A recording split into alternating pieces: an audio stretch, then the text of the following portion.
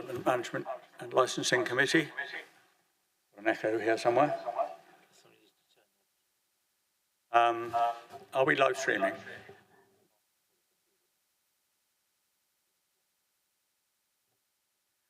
Before we start with the agenda, I'll ask the members around the table to introduce themselves to those that are here in the room and those that are listening on the live stream, starting, if I might, with Councillor Jury. Thank you, Chair. I'm Councillor Neil Jory. I'm the ward member for Milton Ford Ward. Chair. Councillor for Hatherley, Samantha Wakeham. Councillor Mandy Ewing's substitute day for Councillor Mrs Ursula Mann. Caroline Mott, Bridgestow Ward. Councillor Alistair Cunningham, Buckland Monacorum Ward. Jeff Moody, Tavistock North Ward. Alistair Wagstaff, Assistant Director of Planning. Peter Whitehead, Principal Planner. Jacqueline Houselander, Lead Officer for this Development Management Committee today. Councillor Rick Cheadle, Chair of the Planning Committee and Ward Member for Buckland Monacorum. Councillor Terry Southcott, Ward Member for Bridgestow and Vice Chair of this committee. Cathy Hord, Democratic Services Officer, West Devon. Thank you all. So on with the agenda for today. Apologies for absence. Thank you, Chair. We've got apologies from Councillor Leach, Councillor Guthrie and Councillor Mann, and Councillor Ewings is substituting for Councillor Mann. Thank you. Thank you. Declarations of interest. In accordance with the Code of Conduct, members are invited to declare any disclosable pecuniary interests, other registrable interests and non-registrable interests, including the nature and extent of such interests they may have in any items to be considered at this meeting. Does anyone have any declarations they wish to declare at this stage? If not, and it occurs to you later, do sing out. Thank you. Items requiring urgent attention, none to have been brought to my attention. A confirmation of minutes. There are 2 sets of minutes to confirm. The previous DMNL meeting and the sub-licensing committee held on the 6th of February. Does anyone have any points they wish to raise on either of those minutes? Councillor Mott. I'm just curious, sorry, it's a bit of an odd question. How do you plan for an elopement wedding? Sorry, say that again? How do you plan for an elopement wedding? In the minutes, it states that it holds events, and one of those events are up to 20 elopement weddings. I'm just curious how you plan for an elopement wedding. Well, as it's a licensing question, I'm not sure I can answer that. But maybe they just leave it open for people to turn up when they decide to elope, is my best guess. But thank you for that interesting question. Right, to the business of the day, planning application. Approve the minutes yet? Oh, sorry. There are no comments. Do I have a second for the minutes? I'll second those minutes. Thank you. Okay. Planning applications. We have 2. We'll get on with the first one, which is 221522 full land north of the B3257 Beer Alston, Yelverton. And we have speakers for these who wish to make comments on these. We hear the officer's report first? Yes. So we'll have a report from the officer and then we'll hear from those that wish to speak to this application.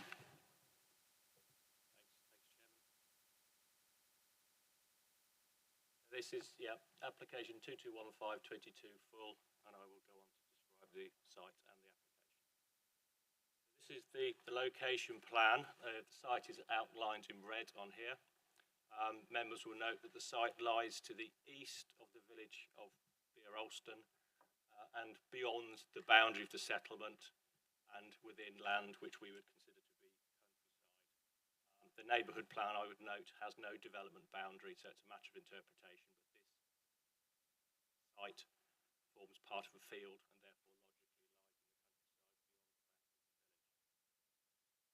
Site measures about 1.29 hectares, has a road frontage to the B3257 of some 87 metres, and as you'll see when I show you the site layout in a minute, it does slope down by some 3 metres from the eastern corner to the western site boundary. Forms part of the open pastoral landscape that forms the setting of the village in our view. And importantly, in terms of site designations, it forms part of the Tamar Valley National Landscape. This is an aerial shot. You can see from this that the site forms part of the field. Not all of it. If I just go back to the location plan, you'll see it forms the southern part of this field. The south of the B3257 is another open field lying to the west of the Beer Alston Bowling Club. If I just refer you to the neighbourhood plan, you'll see on here that the field to the south of the application site is identified as a site allocation for housing development, and members may be aware that there is a current application in for 31 dwellings on that land. In terms of the B3257 itself, members will have noted at the site visit and from my report that there is a speed limit sign just to the west of the application site, to the south, just beside a house called Highfield, which is at the junction just to the west of the application site. So the application site currently, the frontage of the application site is within the national speed limit, the 30-mile-an-hour limit being, as I say, to the front of Highfield.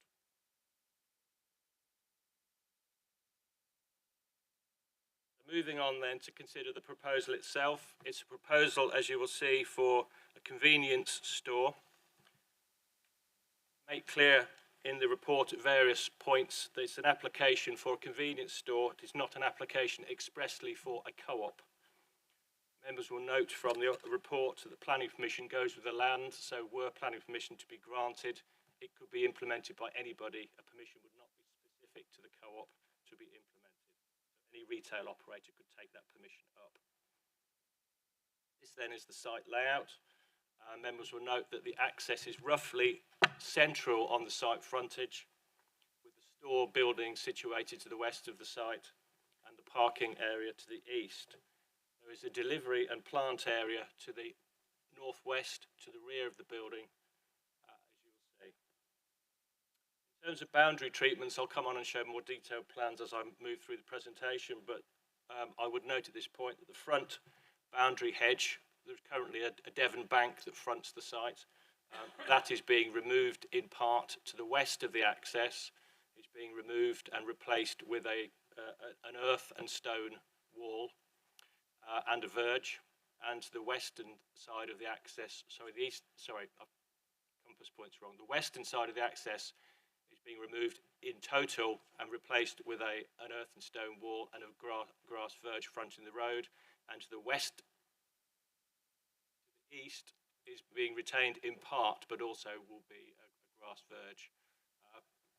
The verge effectively providing the visibility displays for the current speed limit. The rear boundary, the northern boundary of the site, which, as you will note, is part of an open field currently, will be enclosed with a Devon bank topped by hedging. And you will note within the site a number of trees and other areas which are proposed for landscaping, which I'll explain in more detail as I move through. There is also a pedestrian footway proposed to cross the B3257, albeit that is outside the application site. I'll show that again in more detail in a minute.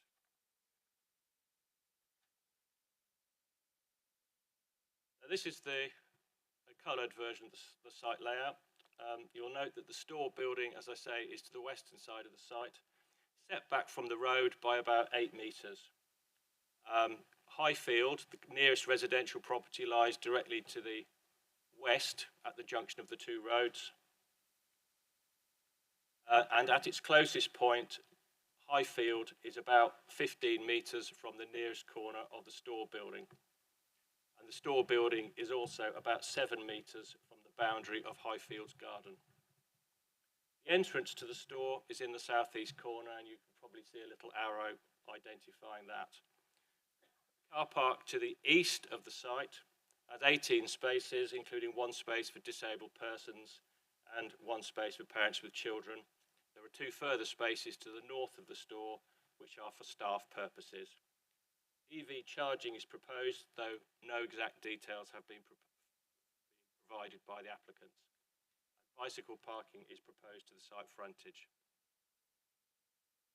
Within the site itself, landscaping takes the form of native tree planting and meadow wrapping around the outside of the car park and store, with a buffer between the store building and Highfield to the southwest.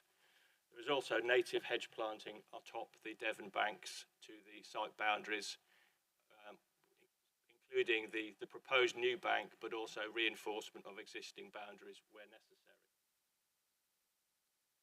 This is showing the Devon bank removed to the site frontage, and again showing the boundary treatments that are proposed.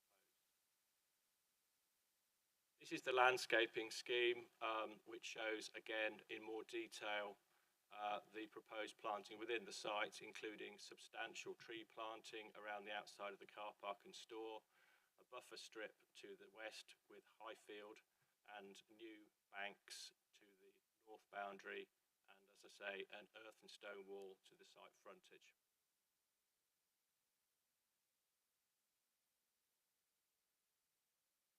This then is the store itself.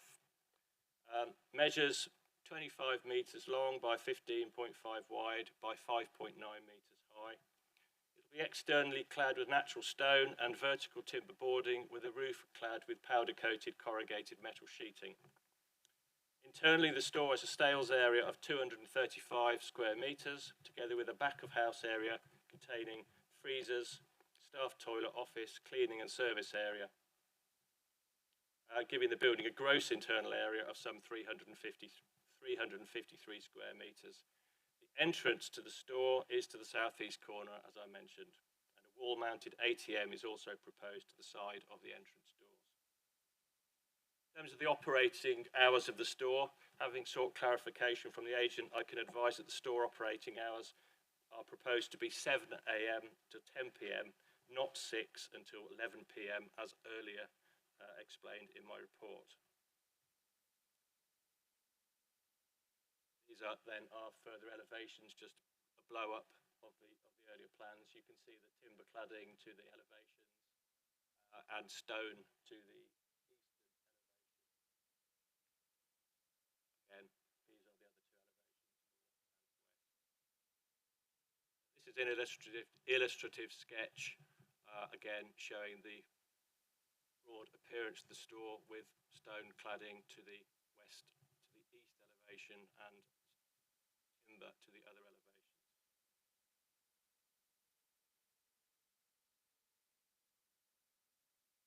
This then is showing the off-site works. As I mentioned, there is a pedestrian footway proposed to cross the B3257.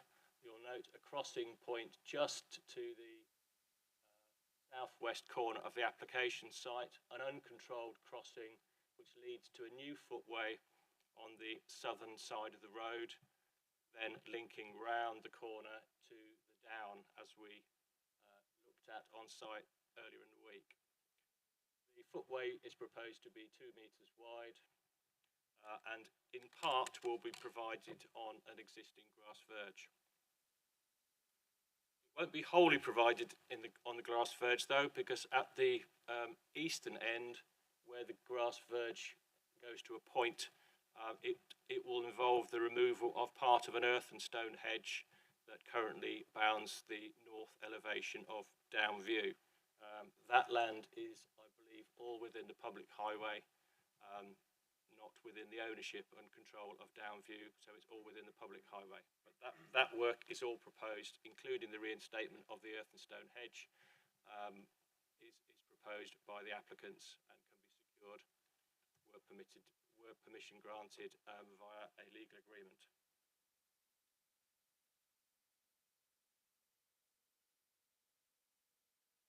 This This then shows the lighting of the site as originally submitted, showing the levels of lighting around the periphery of the site itself. In terms of the type of lighting, what we are looking at are bollard lights to the periphery of the store, the front and the west elevation closest to Highfield.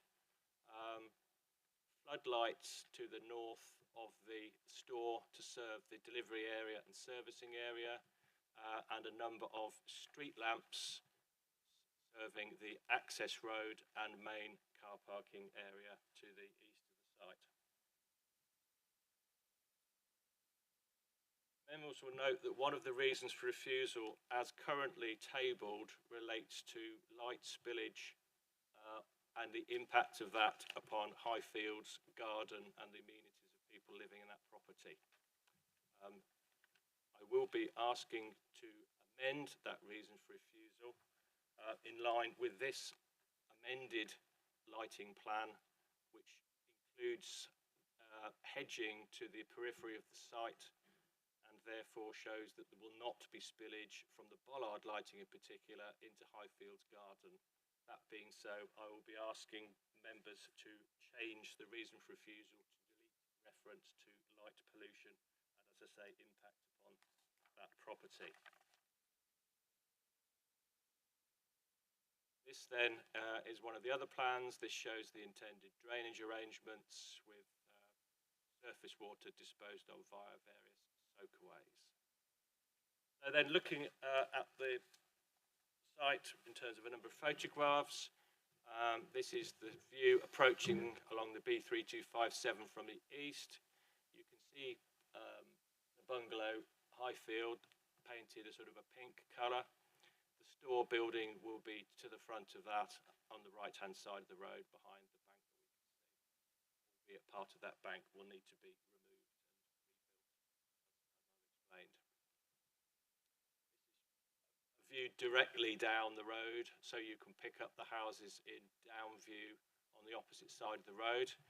In terms of height, the store building is approximately half a metre higher than the ridge of Highfield, but 3 metres below the ridge, I believe, of the dwelling in Downview that you can see to the left of this photograph. Another view, so standing within the field, looking towards Highfield, you can see that Highfield has quite a substantial boundary hedge, but quite a shallow back garden all the same. Looking further to the northwest, across to the other lane that bounds the northwestern boundary of the site. Standing in that lane, looking southeast across towards Downview, and I think you can probably see the Bowls Club building in the background as well. But that's looking across to the B3257 in the distance. Again, another view from the same road. This is looking out of the village. Highfield is to the left, Downview is to the right. You can see the speed limit signs, which are currently in line with Highfield. So all of the application site, including the access, currently lies within the national speed limit. The verge you can see in the foreground is where the off-site footway is proposed, and you'll see that the verge tapers to a point, and a part of the stone bank to the right therefore needs to be removed in order to achieve the necessary footway. This shows a further view from further back, showing broadly the extent of the proposed footway. So the key issues then set out in the report. In terms of principal and retail impact, ultimately this is an unallocated site in the countryside. We've considered the proposal against the policies of the JLP, the overarching policies SPT1, SPT2, TTV1, TTV26, but ultimately consider that the consideration of the proposal against retail policy is necessary to determine whether the proposal complies with the wider requirements of these policies. In this regard, you would note from the officer's report that the applicants and officers have reached different conclusions regarding the retail impact of the proposal, having regard to advice received from our respective consultants, which I will try and summarise. Firstly, in terms of retail policy, it is of note that SPT 6 of the JLP indicates that retail stores in villages such as Beer Alston are primarily for top-up food shopping and local services, in line with the settlement hierarchy. Beyond that, attention then turns to Dev 16 of the JLP, which states that proposals for retail development in out-of-centre locations like this should be supported by a sequential test and impact assessment, stating that any proposal which would have a significant adverse impact on the investment in and/or the vitality and viability of an existing centre, or prejudice the deliverability or investment in a proposed centre, will not be permitted. Firstly, it is agreed with the applicant that there are no sequentially preferable sites to accommodate a development such as this, closer to the centre of the village than the application site. With regard to the retail impact, the applicant's case is founded upon it being a replacement co-op, albeit, as I say, the application is effectively simply for a convenience store. Any permission granted would not be specific to the co-op. The co-op store, though, in their view, measures 77 square metres, and they state that there is a need to provide enhanced facilities in the village to provide greater retail choice and reduce the need to travel. In this regard, the proposed store is stated to offer a potential alternative to comparative-sized and larger stores outside Beer Alston, and aims to claw back some of the trade currently lost to larger stores in Tavistock and Plymouth. Currently, 75% of shopping expenditure is stated to be spent outside the perceived retail catchment comprising the Beer Peninsula, and the applicant's retail statement predicts that the new store will claw back some 12%, reducing leakage from the catchment to some 63%. The statement sets out that to support the proposed relocated store, only 12% of expenditure generated by residents within the PCA, primary catchment area, needs to be recaptured. Even after the opening of the relocated co-op, to state their statement, the above assessment shows that the majority of convenience goods expenditure generated by residents in Beer Alston's catchment area, bracket 63%, is likely to continue being spent in stores a distance outside the primary catchment area. It is considered that this outflow is still unusually high even after the proposal. The proposed relocated store will improve the range, choice and quality of local services and reduce the need to travel for convenience shopping. Accordingly, it would contribute positively towards the creation of sustainable communities in line with prevailing policy. However, the advice of the Council's retail consultant is that no evidence has been provided that there is sufficient local expenditure to support both a larger co-op in the village centre, a larger co-op or larger store, and the remaining stores in the village centre, and flags that the applicant's retail assessment assumes that the 12% recaptured will come from clawback outside the catchment, but fails to consider the impact of the proposal on the remaining stores in the village centre. The concern raised by the Council's retail consultant is that the proposed store is still relatively small compared to large food stores in Tavistock. For example, Morrison's is 10 times larger than the proposed store, questioning whether many shoppers would therefore change their shopping patterns and no longer rely on stores outside the catchment if this application were to be approved. Ultimately, considering the potential for clawback trade from outside the catchment is greater than the applicant suggests, and setting out that if available expenditure is limited, the increased competition would be expected to draw more trade from the existing outlets in the village centre, which in turn could lead to the closure of one or more of them. With the closure of the existing co-op unit in the village centre, this could represent a potentially significant adverse impact on the centre despite its current health. Overall, the retail advice the Council has received indicates that 3 of the 4 retail stores in the centre, the butchers, the village store and bakery and the pharmacy could be adversely affected by the proposal. Our consultant advising that with the difficult trading conditions and increased costs being faced by all retailers and the restricted catchment stores in Beer Alston,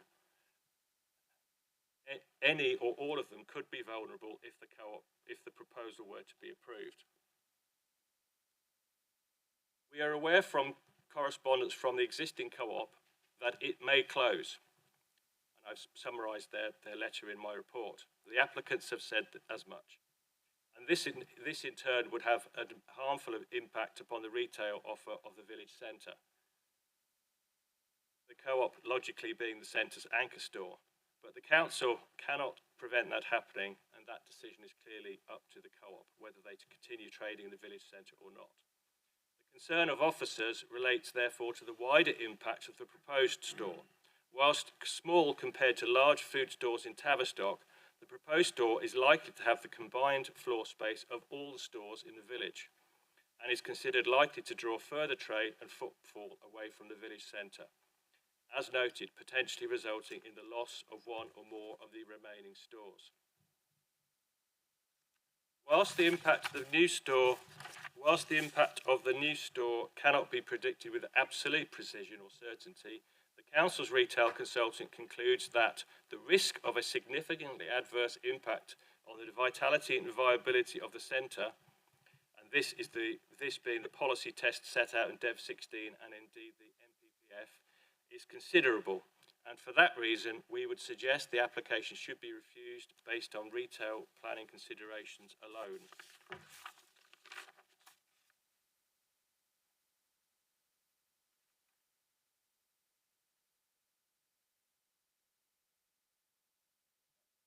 On this basis, your officers can only conclude that the proposal fails to comply with policy.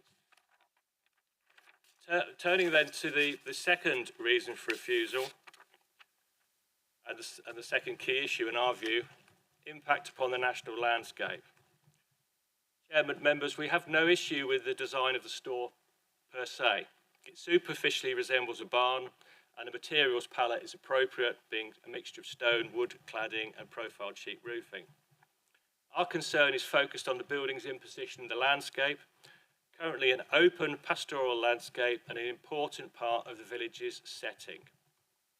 Currently, the B3257 is a rural road enclosed by banks. Against this, the proposal introduces an access and footways setting back the banks and effectively urbanises the approach to the village. It is appreciated that the landscaping proposed, notably quite dense tree planting, has been proposed to screen the building, but it is considered that the landscaping itself adds to rather than mitigates the harm of the proposal. This landscape character being typified by open plateaus which are characteristically open with few trees on them. Finally, the development proposes the spread of lighting into the countryside beyond the edge of the village, harmfully impacting upon dark skies and tranquility. Members will recognise that a high bar is set for development in national landscapes such as this. For the reasons discussed, your officers conclude the proposal does not conserve and enhance this protected landscape as required by policy, notably Dev 25 and Para 182 of the MPPF, and this then is a second reason for refusal. Thirdly, impact upon residential amenity. Officers are broadly content with the location of the store building and its relationship to Highfield. It's far enough away in our view to avoid demonstrable loss of outlook or have an overbearing impact. But we do have concerns regarding the impact of the use of the store on Highfield in particular, in terms of noise, activity, disturbance arising from deliveries and general use. Mindful that the shop will operate from early morning to late evening. Members will note that the Council's Environmental Health Officer raises no objection to the proposal. Our concern and the reason for refusal hinges upon the wording of policy Dev 1, that unacceptable impacts will be judged against the level of amenity generally in the locality. And in this case, given the level of tranquility likely to be experienced by Highfield, which backs onto an agricultural field at the moment, the impact is on balance, considered to be contrary to Dev 1 and Dev 2. It's accepted, however, that this is a matter of judgment. As drafted as well, the reason for refusal currently refers to light pollution, as I mentioned earlier, from light straying into the garden of the property. As noted, officers wish to amend the reason for refusal to delete reference to light pollution impacting upon Highfield, given that the amended plan indicates no such spillage into that property. Fourth key issue, sustainable transport and location. This reflects the final reason for refusal set out in the officer's report. Chairman, the choice of site has been understood. It's adjacent to the main road into the village, so convenient for deliveries.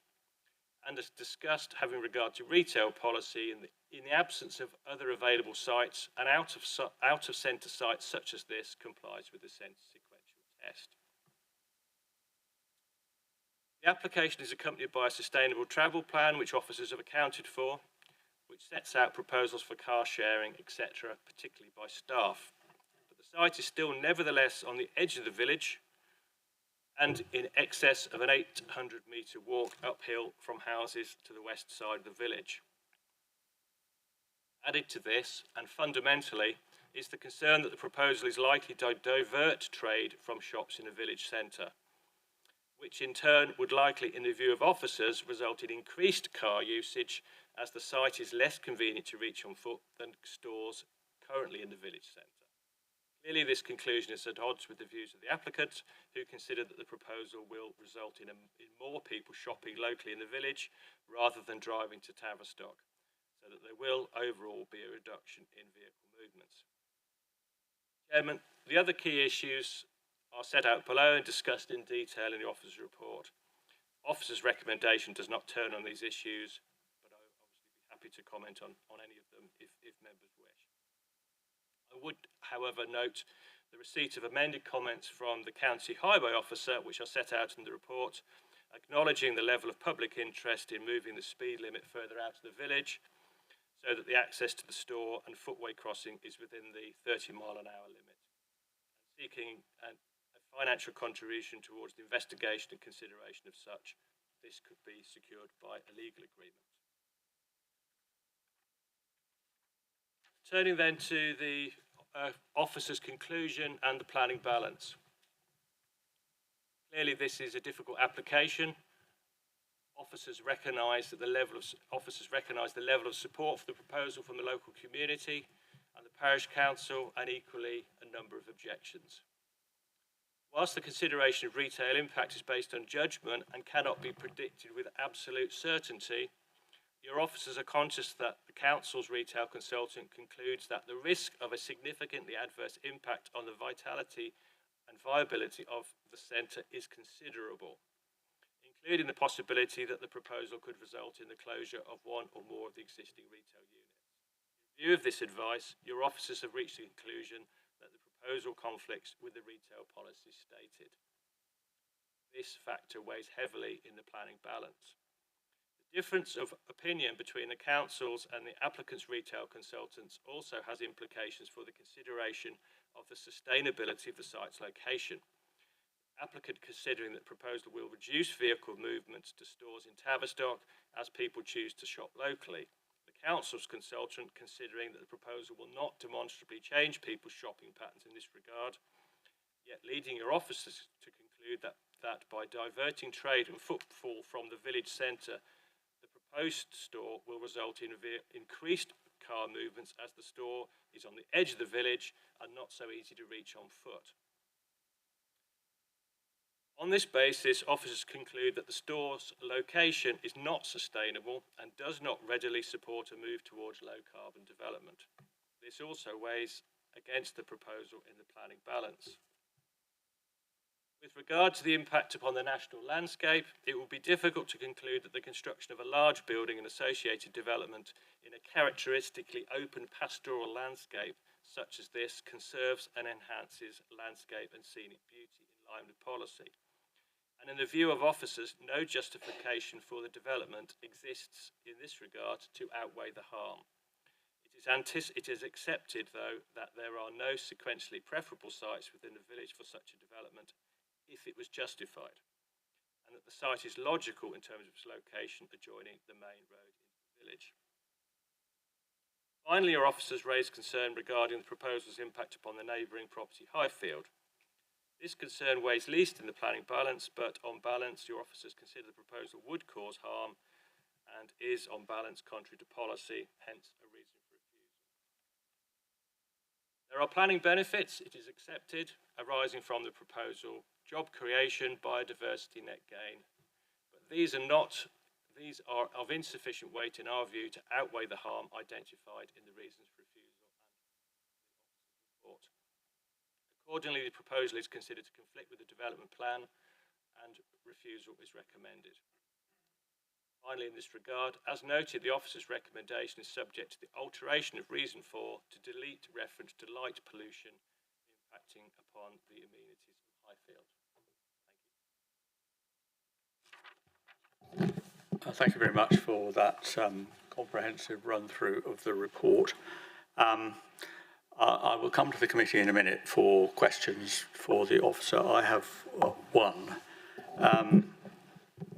It's very easy when you read the report, which I have to say is a long read, to get in your mind that the new store, proposed new store, is a co-op, and you sort of toss your decision-making between the existing co-op and the new co-op, but you made it very clear in your remarks that we must not make the assumption that this will be a co-op. The application is for a convenience store. And my question, therefore, is if you substitute the word convenience store throughout the report for the new co-op, if I could put it that way, whether any of the arguments on economic balance change. You haven't made the assumption in your economic argument that it is necessarily a co-op that's going in the new location. It's just a convenience store. Does my question make sense to you? Yes, we have, I mean, the retail assessment from the applicants was presented and the application has been presented as a replacement co-op. The economic case would be have no control over the operation of the store. So we have no control over the existing co-op in the central village. We have assessed the impact.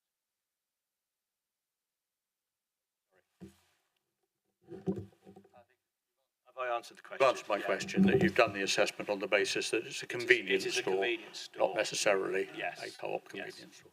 Okay, questions from the committee, please, for the officer. Councillor Moody. Thank you, Chair.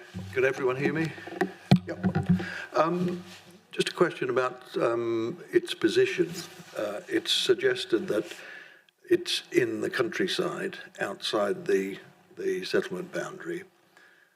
Would it be unreasonable to say that because that field has a bungalow in it, that field has started development, albeit some time ago, and also because the neighbourhood plan doesn't describe the settlement boundary, could one suggest that the settlement boundary is the other side of the field rather than the town side of the field?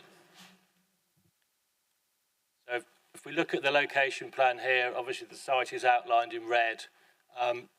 Certainly in my view, the edge of the settlement would be the houses to the west side of the rural road that runs up north to the west side of the application site. Whether Highfield itself is within the settlement and reads as part of the settlement is a matter of judgment. I don't think it affects my reading of the site either way. The site itself is an agricultural field, and for that reason, logically, should be distinguished from the settlement, which is obviously the houses and gardens, rather than open agricultural land, which, in my view, would form part of the countryside. The application site, you'll see, also bounds open countryside or an open field to the north and indeed to the east. So I would say the boundary of the settlement is effectively the housing to the west and to the south of the site, but the site itself is part of the open countryside.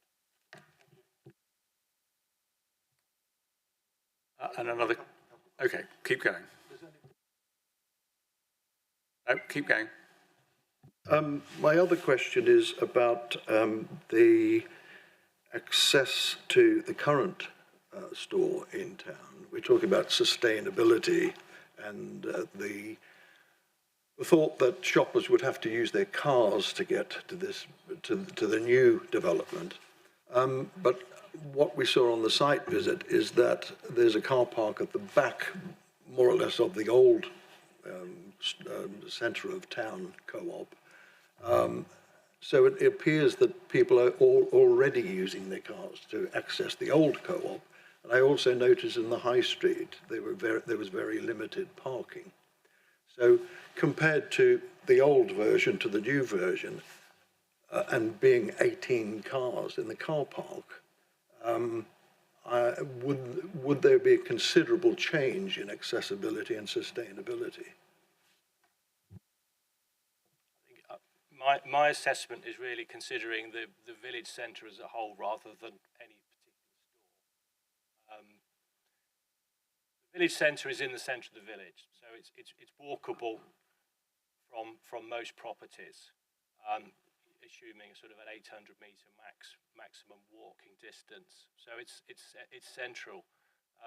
My concern about this application and in the sustainability of the location, as I say, hinges really upon our retail consultant's view that the application has the potential, serious potential to change shopping patterns with people not shopping in the centre of the village but choosing to shop here.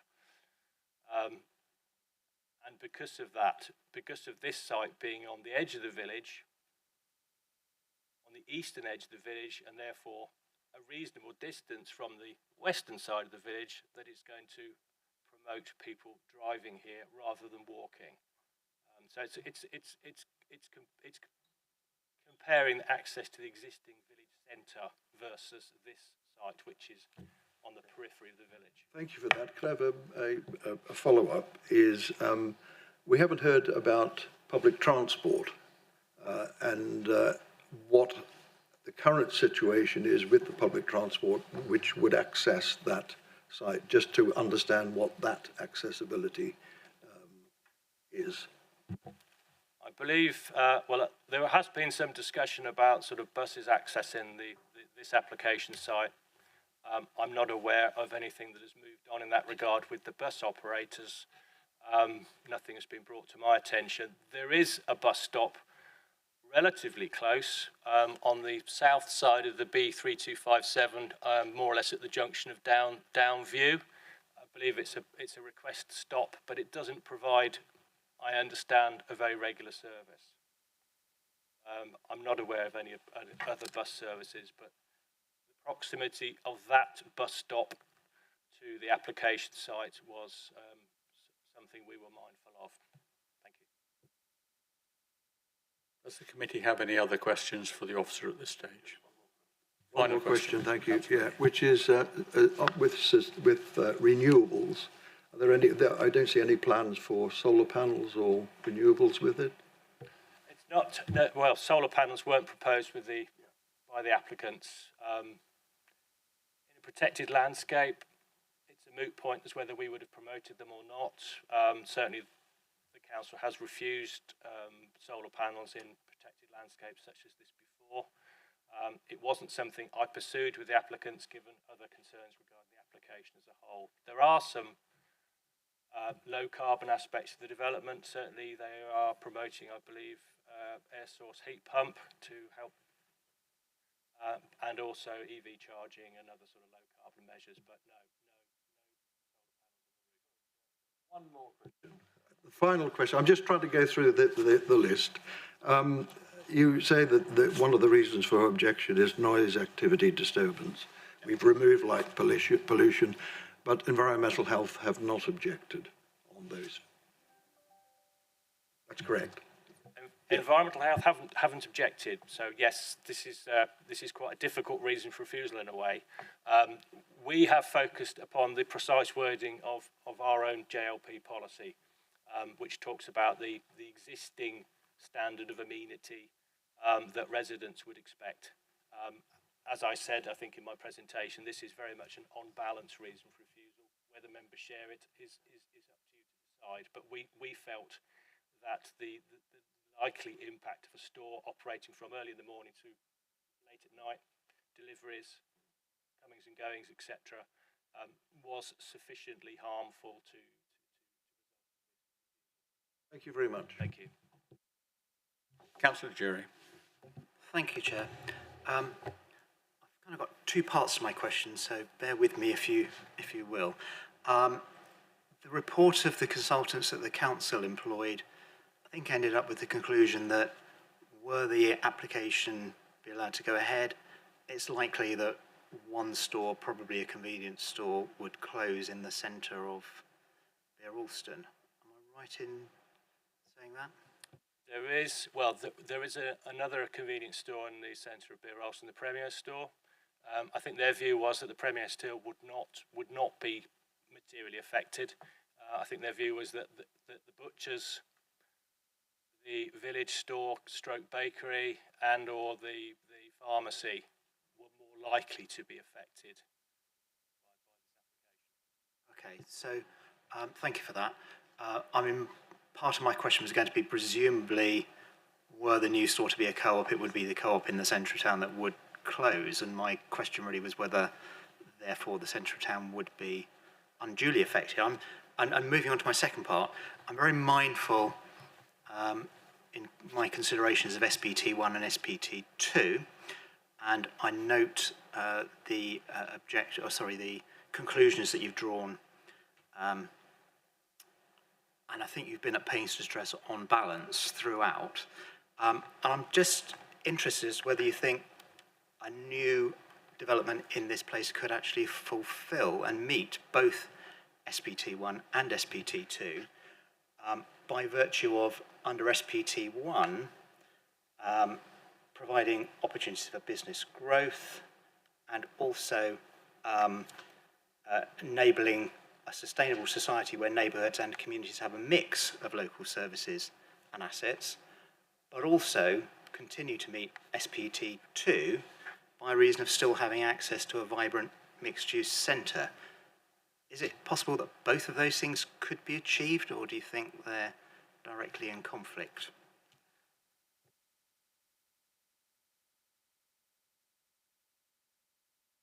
I mean, Chairman, with regard to all policies, there are criteria that are met and criteria that aren't met. Our concern relates to the overall retail impact. That, in our view, does not make the proposal sustainable. It will have an economically damaging impact upon the wider village centre, and I think that's where we've reached our conclusion on that. Councillor Ewing. Thank you very much, Chairman. When we're talking about the use of cars going into the village centre to access this store at the moment, and the access of vehicle movements should the store be moved, knowing the geography fairly well of that area, people who live in Houghton, Hull and all of those areas already have to drive to the current facility. So they would still be driving to the new facility. It's not going to change that bit. Am I correct in thinking that? Because I worked as a carer in both Hull and Houghton, and I was quite often sent to drive to that store as part of my working day.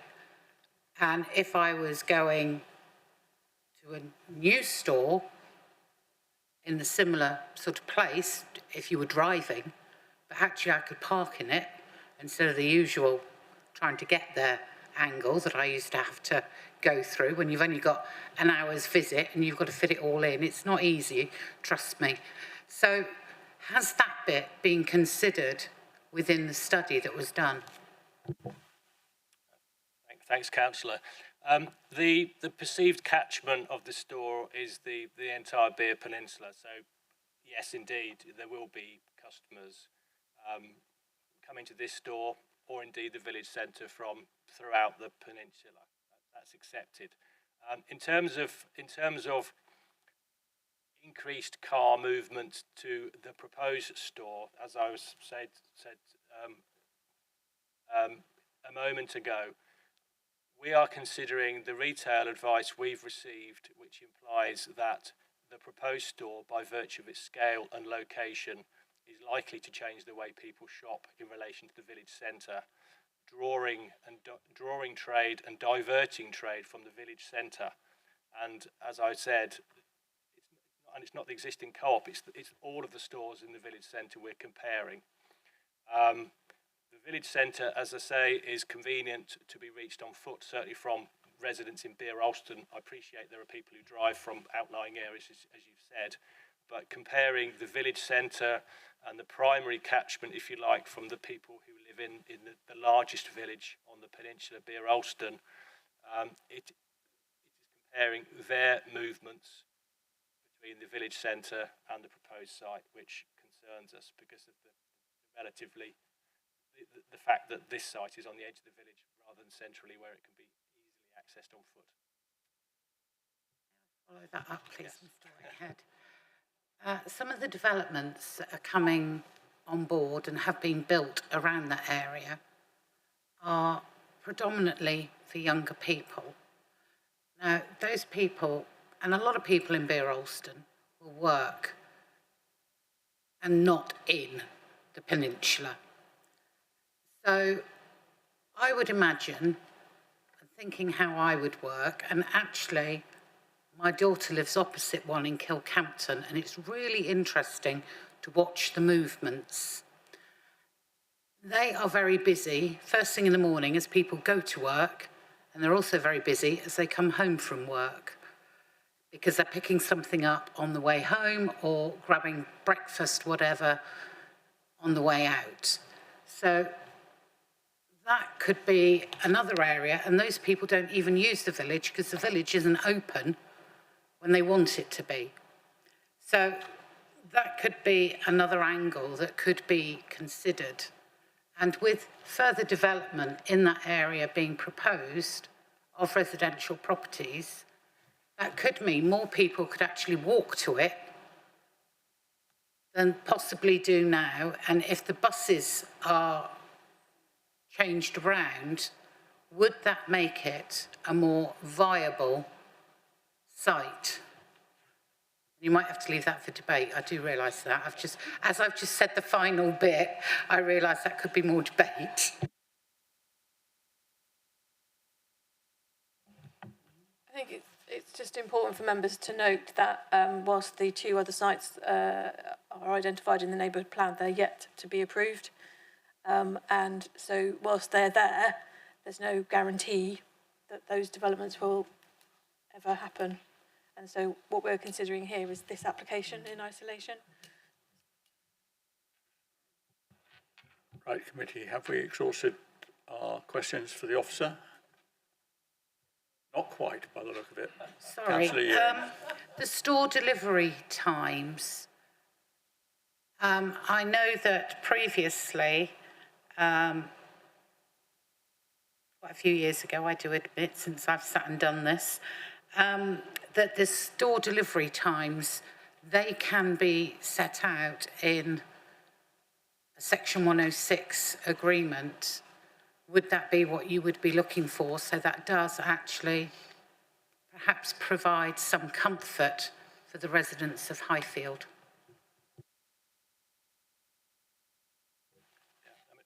Obviously, the recommendation on the table is one of refusal, Councillor, but in theory at least, yes, if officers were happy or if the committee was mindful to resolve to grant planning permission, it would be possible to limit delivery times by Section 106 or a condition. Similarly, the operating hours of the store.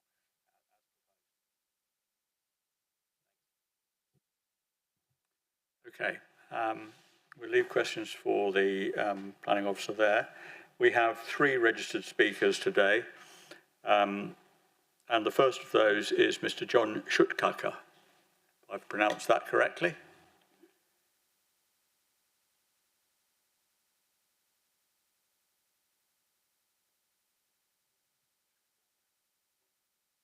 I'm sure you're familiar with how these things work, but you have 3 minutes to say to the committee whatever you wish to say, and the committee then have an opportunity to ask you questions. Start when you're ready. Good morning. I am the applicant and developer John Schutkaka from West Country Land. I was born in Beerferris and grew up here. I have always lived in the area and my family still live in the parish. I am passionate about the village and what's best for it. There can be absolutely no question that this store is exactly what this parish needs. I've been overwhelmed by the level of interest and support for this scheme. At the heart of national planning policy is a desire to deliver sustainable development. This new co-op store exemplifies these objectives, significantly reducing the need for local residents to travel for their shopping. Currently, this requires a 20-minute drive each way to the nearest store in Tavistock. Approving this application will greatly enhance the sustainability of Bere Alston and the whole peninsula. This point is fundamental in the determination of this application. The existing store is not fit for purpose, and currently delivery lorries block the main street in the village. The location of the new store has been carefully considered and is by far and away the best place for it. All of Bere Alston is within the AONB. This site immediately abuts the existing settlement boundary and cannot be seen from anywhere without seeing the existing adjacent buildings. It is not open countryside, it is part of an existing urban edge. The proposed building is a single storey and uses traditional agricultural materials. Importantly, the AONB officer has not objected to this application, and the planning officer has overstated the impact within his report. There is clear overwhelming support for this application within the community. There are no alternative sites in Bere Alston to fulfil this need. The existing store in the village is small, cramped, completely inadequate, and Co-op have confirmed it will close next year, so a replacement is critical. We have signed a lease agreement with Co-op, and this store will be a Co-op. We commissioned Alder King to produce a retail impact assessment. They are respected, well recognised, and have been to the village. The council commissioned Reeves Retail Consultancy, who are based in Glamorgan. They don't have a website and they only have 1 employee. Clearly, they haven't been to the village.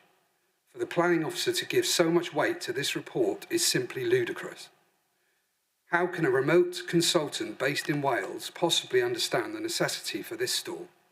Reeves have consistently stated that the existing store could be extended. It is impossible to suggest that if you've actually been to the shop. It is obvious that there is no adverse impact on retail here, and only good will come from the development of a brand new purpose-built co-op. Nobody knows this better than the local residents, including my own family, and this is why I am so passionately promoting this scheme in my home village. I hope that you take on board my comments and the clear support from the parish council, the local community and the local ward member to approve this application. Thank you very much. Well done for keeping within the time. Members of the committee, have you got questions for the agent? Councillor Moody. Surprise. Yeah, just a question about the supermarket or the store. Currently, can you confirm, currently you've got 10 employees at the current one, and this will increase to 30, I believe. How do the workers, the employees, get to that new development? Because there's only 2 parking spaces for employees. Sure. Well, currently the existing store has no parking spaces for staff. The current staff have to go outside and use the outside toilet if they need to. There's no facilities for the staff within the store, as the new store has a lot of back of house and space for the staff. And the staff, in order to fill the shelves, have to go with baskets to the back of the and up some steps to try and fill the shelves, and there's no room for the sort of the cages with all the stuff to go around. I mean, it's just a far more convenient store and layout for the staff, and that's one of the reasons why Co-op are talking about closing. I think my concern was that how many people, if 30 people, I would assume that they're not all working in there at the same time. No, of course not. I mean, there's only ever 2 people in the current Co-op. And the new one out of would be 10, you know. Right, okay. So I'm just a little concerned that there's insufficient car parking spaces for the staff. Okay.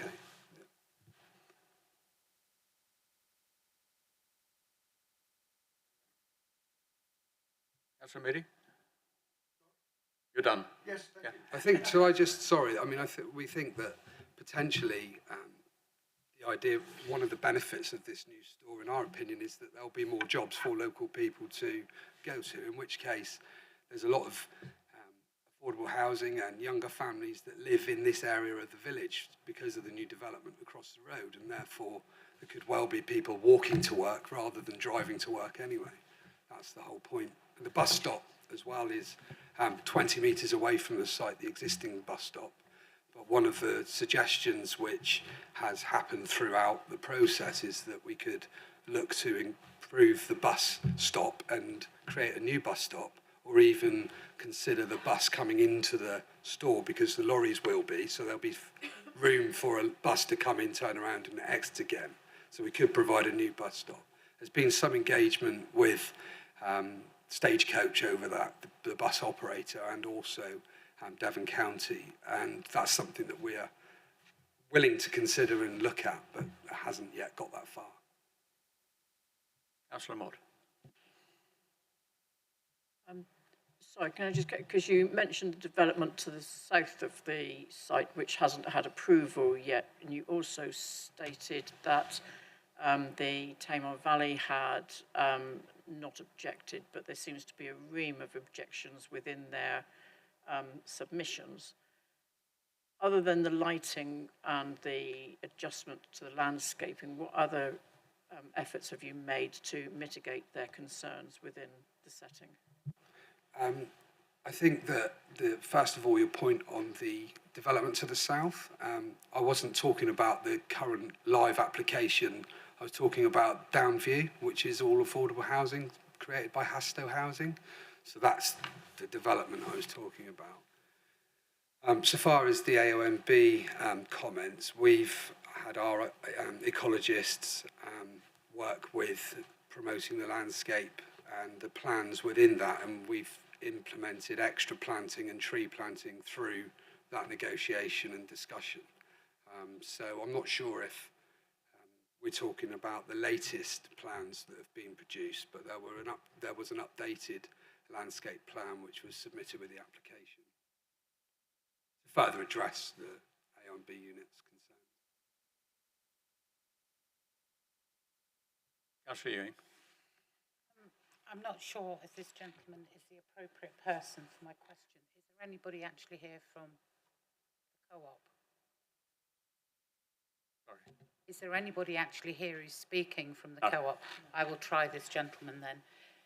Is the reason that the Co-op in the centre of Beer Alston going to close due to EPC ratings coming in 2025, or that it is just an inconvenient site? Well, we've been engaged with Co-op. As a developer, we've actually came across Beer Alston as a site that Co-op wanted to relocate to by doing a development somewhere else in Foy, where we're building a store on the edge of Foy at the moment. And they asked us if we could help with Beer Alston because they've been looking for some time for an alternative site. Being where I'm from, and I've not ever done development in Beer Alston before because I've not wanted to do that. But with the need here, I felt that we would get involved. And Co-op's view is that, yes, you're absolutely right, the new EPC regulations coming in 2025 are a consideration. But more so, At the moment, there's no disabled access into the current co-op store at all. There's a 10-inch granite block that you need to climb over to get in and out of the co-op.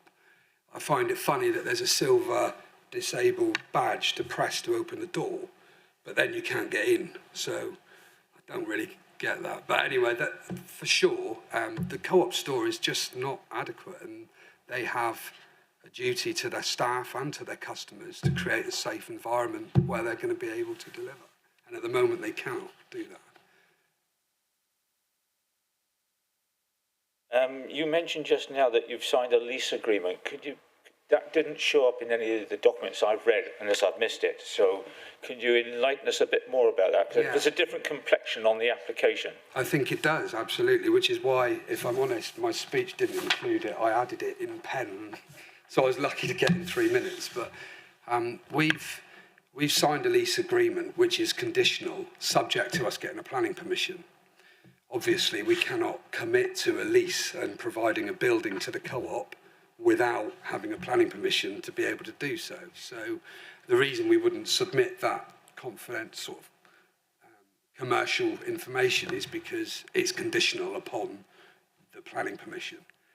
So the lease that we have, which I would be willing to share, is for a 25-year period, which is then renewable because that's just the way that the co-op operate. Nationally, the co-op don't generally own freehold of stores. Developers and operators buy the land, build the facility, and then the co-op will come in with a lease and do the shop fit out.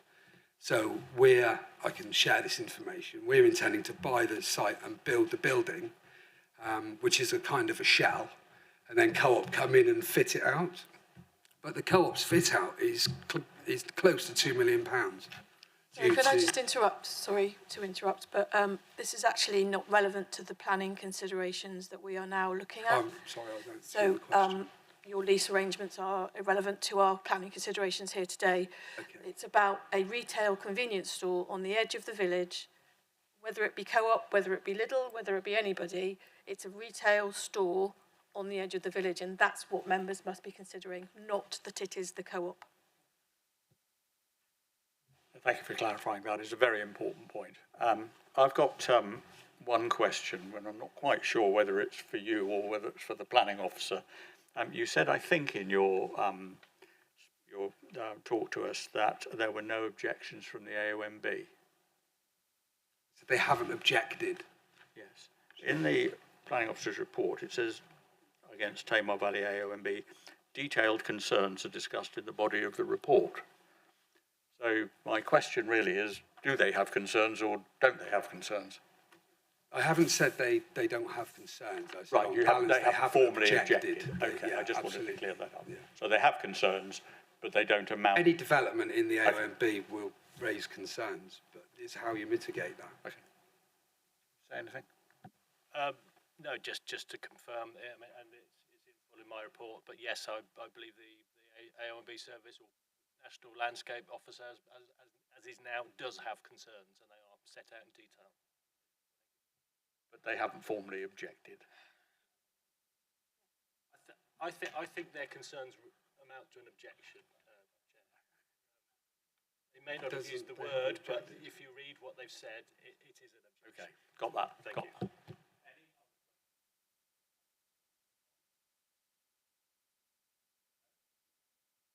Thank you.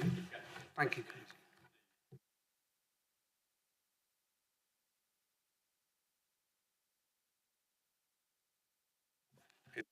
Brian Lamb, who's representing Beerferrers Parish Council.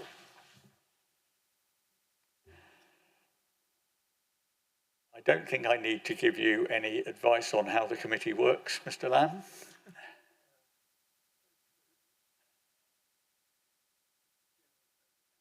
Hang on. Settle down, and when you're ready to go, press the button. Could I ask you to sit and get near to the microphone? Otherwise, people in the back won't be able to hear what you've got to say. So just put it towards you. That's lovely. Thank you very much. Is that better? This application was recommended by Beerferrers Parish Council following a packed public meeting A straw poll at the meeting showed a large majority in favour of the development.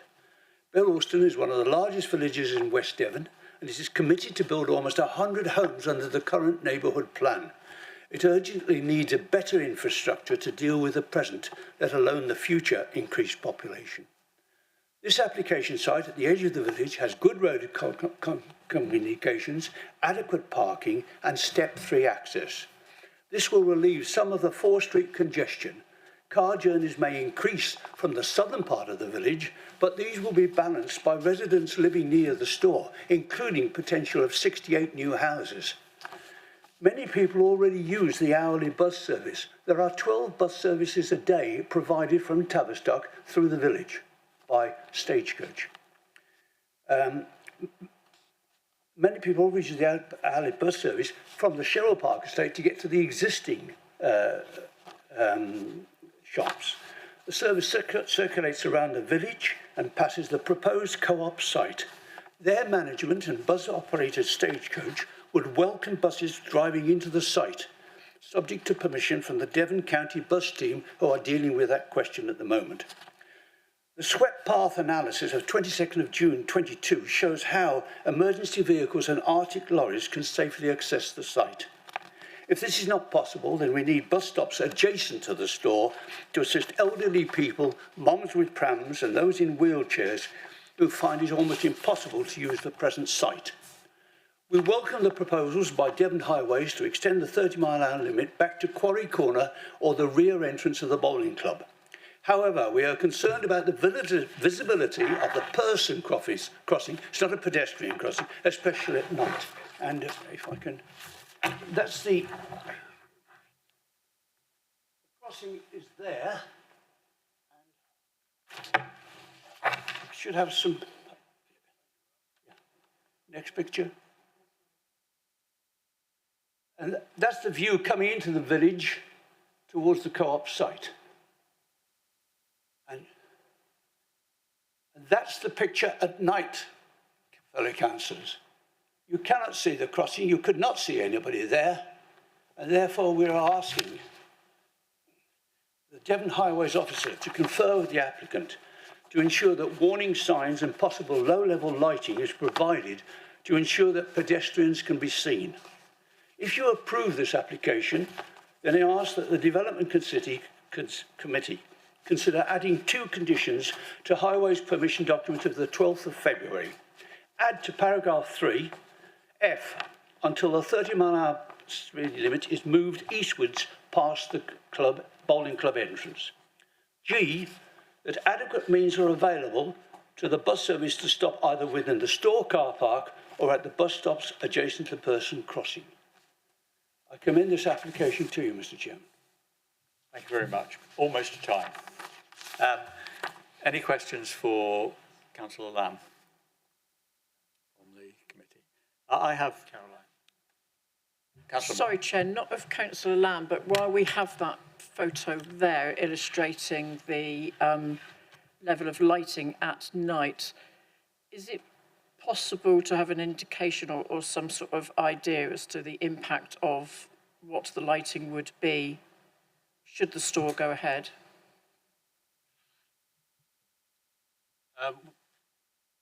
That's Councillor Lamb. The site is to the right-hand side there, isn't it?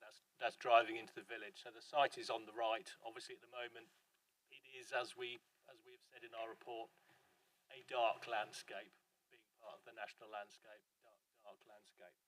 I can provide the lighting drawings again to show you. What we are looking at, though, are a number of 4 and 5 metre high columns with lights on top to illuminate the car parking area, I believe, and 5 metre high columns which have floodlights on to light the delivery area. My understanding is that the lights will be on from dusk to the closing of the store. They won't be on all night, but they will be on for a period of time, given the store's proposed hours of operation, and presumably also in the early morning, given that the site will be open from 7 a.m. Again, in the winter, I suspect they'll be on for an hour or 2 in the morning as well. So if I may, for clarity, because you said 4 5 metre tall believe so. They That's would from their lighting diagrams. Yes, we don't have full elevations, but the lighting, we have a lighting brochure and we have a lighting layout, which shows that they are freestanding columns, I believe 4 and 5 metres high. And would they be low-level light or sort of like the orange? Sorry, because you don't have orange street lighting anymore, is it? It's the LED low-level type directional, directed down as opposed to. It's directed downwards, I believe, but yes, in the context of this photograph, you will still see an illuminated area. I've got one question. You referred to the parish council and the village meetings and what have you that were concluded, in your view, support for this application. Did you have sight, or did the meetings have sight of both the developer's assessment of the impact on the village centre and the council's assessment of the impact on the village centre? Microphone, please. No, because I think the retail assessment for the council has only come out quite recently. But you did have sight of the developer's assessment on Yes, the impact of the... I think that the villagers there were well aware of the impact on the existing shops, which incidentally, that village store is the village post office and DIY store, which will not be affected by a co-op.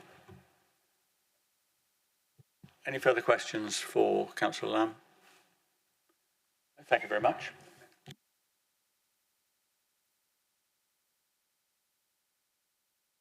Chair. Councillor Isabel Saxby.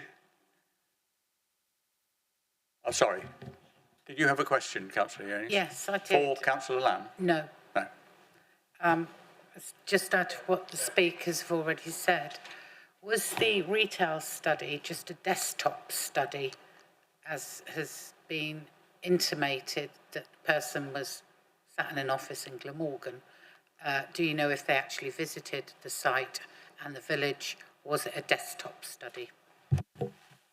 Chairman, it was a desktop study which was reviewing the retail assessment submitted by the applicant. So it was peer reviewing their assessment, if you like, and providing us with expert advice in that regard. No site visit was undertaken, but it was based upon their assessment and having regard to other background documents as well.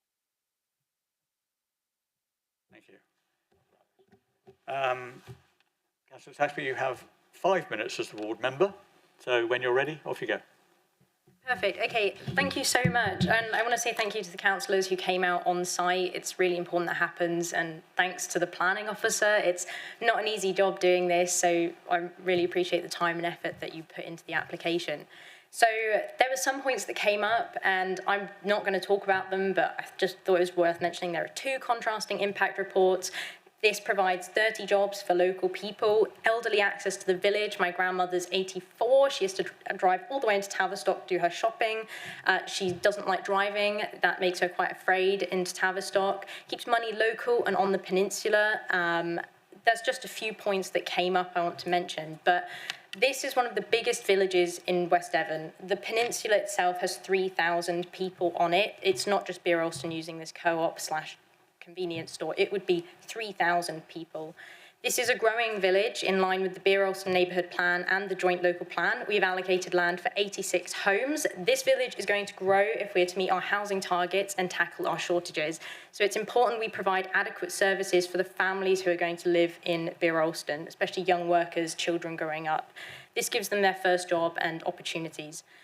It's in line as well with the National Planning Policy Framework number 6, building a strong competitive economy in a sustainable village. So if people want to use the Premier in the centre of the village, this means the Premier now has to compete. The shops aren't opposite each other. It gives the Premier a chance to flourish and sell their own products, and the co-op can actually be there for people to do their bigger shop if people so wish. Not only this, the mileage to Tavistock, based on the Office of National Statistics, including car-related expenditures of 2024, families in Beer-Alston would save an extra £5.64 per week if they stopped having to drive into Tavistock or could do their shopping locally. In a cost of living crisis, £5.64 can go very far, especially for young families in a deprived area. This does reduce congestion as well, having a co-op, National Planning Policy Framework 9, promoting sustainable transport. The planning system should actively manage patterns of growth in support of the social, economic and environmental objectives. And so to name a few of these opportunities, the framework states are to promote walking and opportunities on existing transport infrastructure, such as bus stops. The Parish Council have been in discussion with the developers about putting in a new bus stop and Devon County Council to make access easier for the population. More houses are going up that end of the village, so a new bus stop potentially is only of benefit for families needing to reach friends on the other side of the village, friends of family. The significant development should be focused on locations which are or can be made sustainable through limiting the need to travel and offering genuine choice of transport modes. This helps reduce congestion, emissions and improve air quality and public health.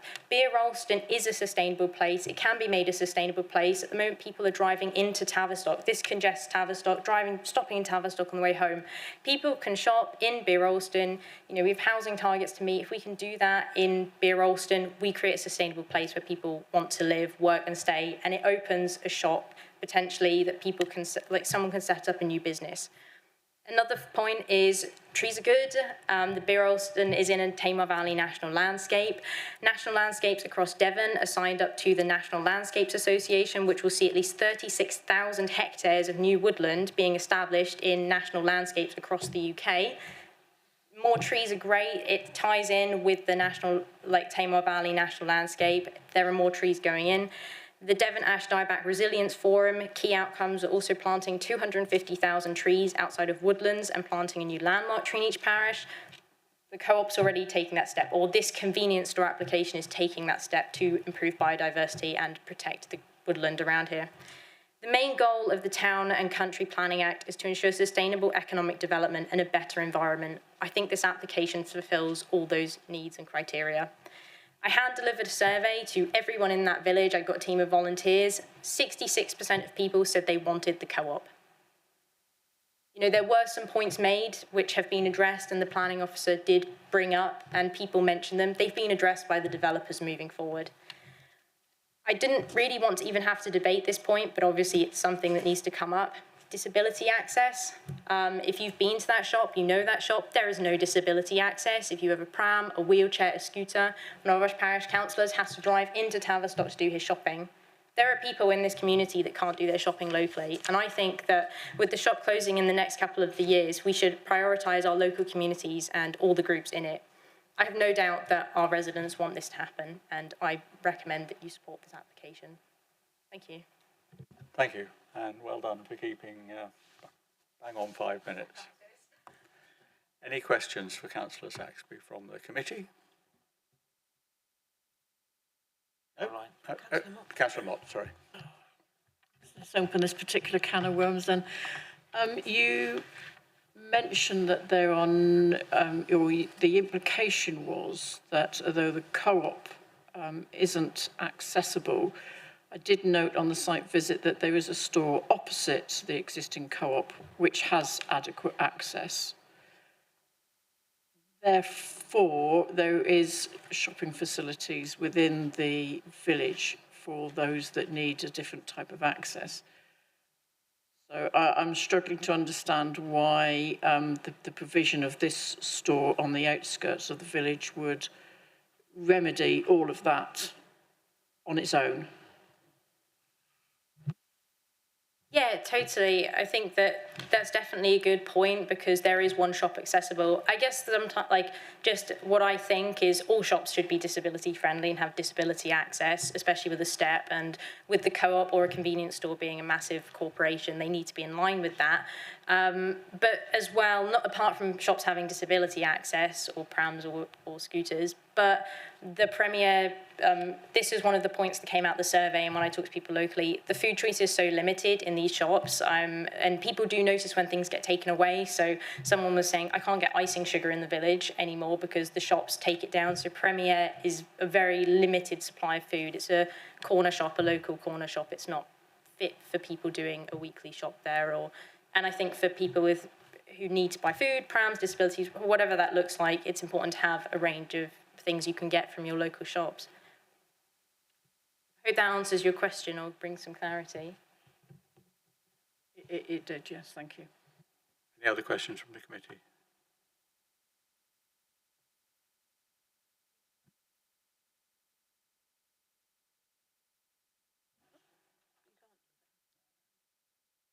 Okay.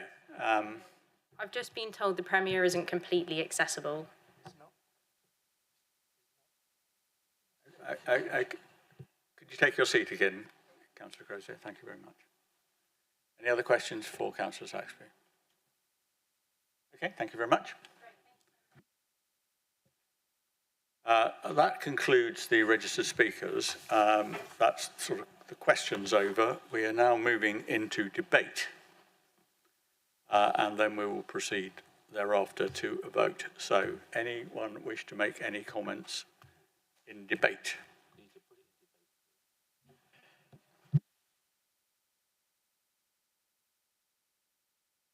Councillor Mott. Because I'm conscious that our dear Highways officer is sat here, bless them. I know there has been some question about the speed limit and the removal of that, and I appreciate that in the report it does state, sorry if I can find it again when I can get there.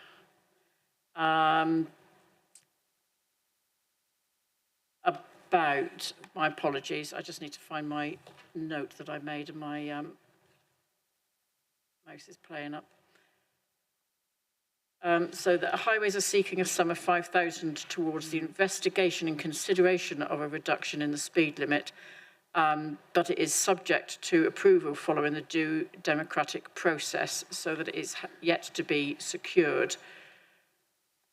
So there is therefore at the moment no guarantee that should this approval be given today for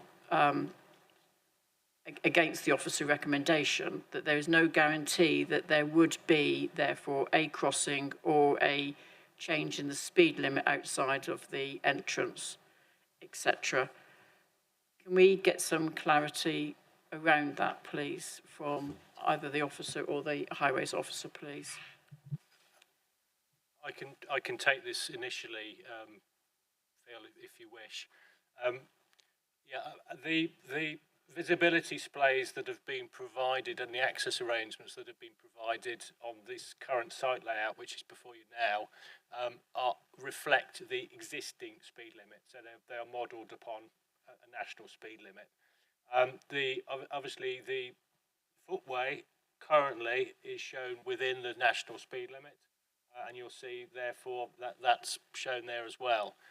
I've had discussions with Highways, and Highways can by all means confirm this or elaborate, but my understanding is that Highways are content with the crossing as proposed, albeit that it is still within the national speed limit. So could you just confirm that, Mr. Townsend? Good morning, members. Yes, I can confirm what the planning officer has just said there. The situation is that it's also been, as part of the planning application, subject to an independent safety audit, and they have looked at the scenario both with the potential of the speed limit being extended and with it in its existing situation. And the safety audit has not identified a visibility issue at the crossing for either the 30 or the prevailing existing speed limit.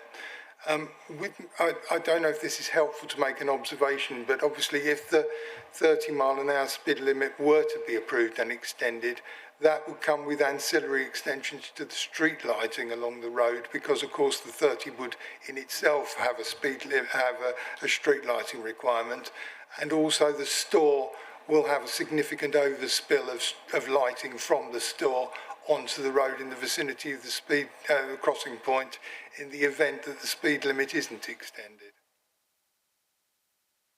Thank you. Councillor Ewings. May I just ask through you to Mr Townsend? Oh, yeah, I do. I can't turn around. It's awfully rude speaking to somebody with my back to them. So I do apologise, Mr Townsend. Would everything then go through due process with the HATOC committee then? That is the process that will be pursued, yes. The contribution would be towards the advertising and officer time in preparing it for the HATOC committee and the applicant in the event that the speed limit was approved and in the event the planning permission was granted, would provide the signage and the lighting as part of a highway works agreement. See you. So if this application is to grant what's before us today, would that be able to be conditioned around the highways issues? I would suggest that it's a separate legislative process, that it doesn't involve this committee, and therefore we would not be able to condition it because it's a completely separate process.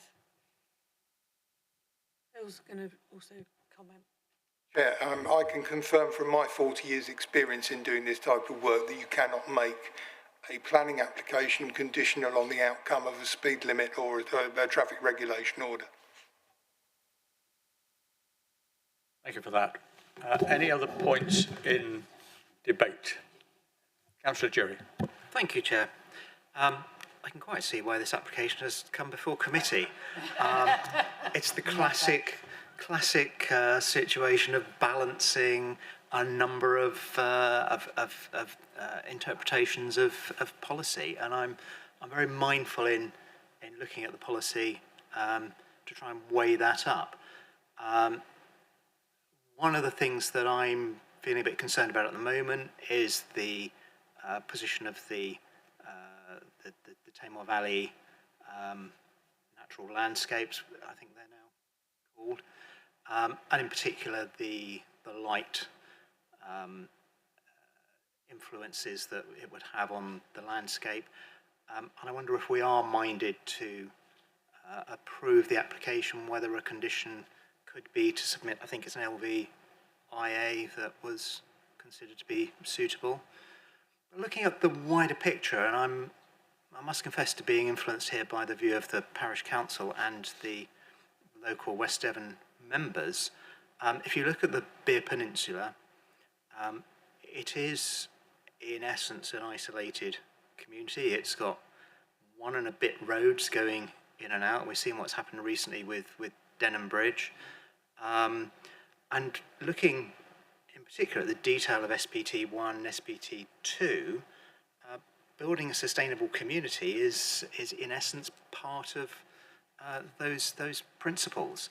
And I find myself sort of weighing up the benefits that could accrue from a development of this nature, not least in terms of employment, against the very real disadvantages that have been quite rightly pointed out by the planning officer, and I respect those views entirely, and struggling slightly to weigh those up and balance those off. But it's certainly an interesting thought process that I'm going through at the moment. Good luck with your struggle. Councillor Moody. I totally agree with your view.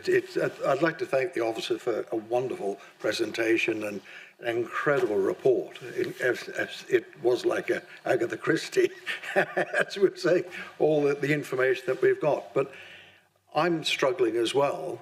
Not that I ever would want to vote against a recommendation, but I'm looking at the balance, the economic balance. I'm minded about the assessment of the economy, both by our council company assessment and the applicants, and that conflict.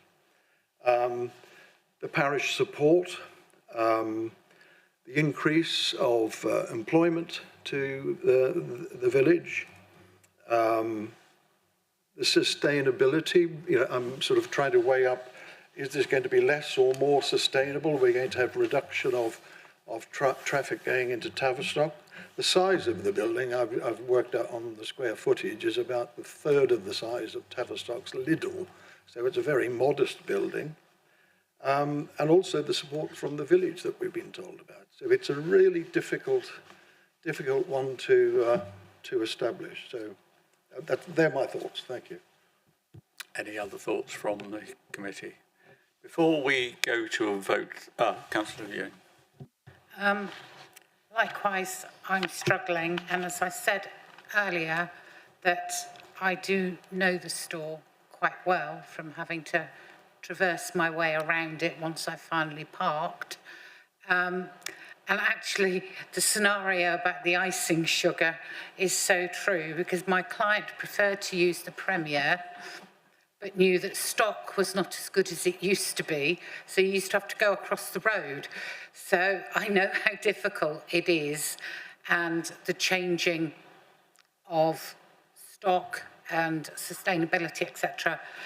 But to me, you know, this is more of a walk-to-work scheme, that it is easier to get to on foot, which is part of active travel that we encourage and we endorse in our council plans, etc. There's also the sustainability of the village. If the village should be cut off by snow, Denham Bridge and the other road just being totally inaccessible, and having driven out there for years, I can tell you that if Denham Bridge is shut, it can add a good 15 minutes to your journey. So the sustainability of the village is really important, because I know we don't get as much snow, but it does tend to get cut off.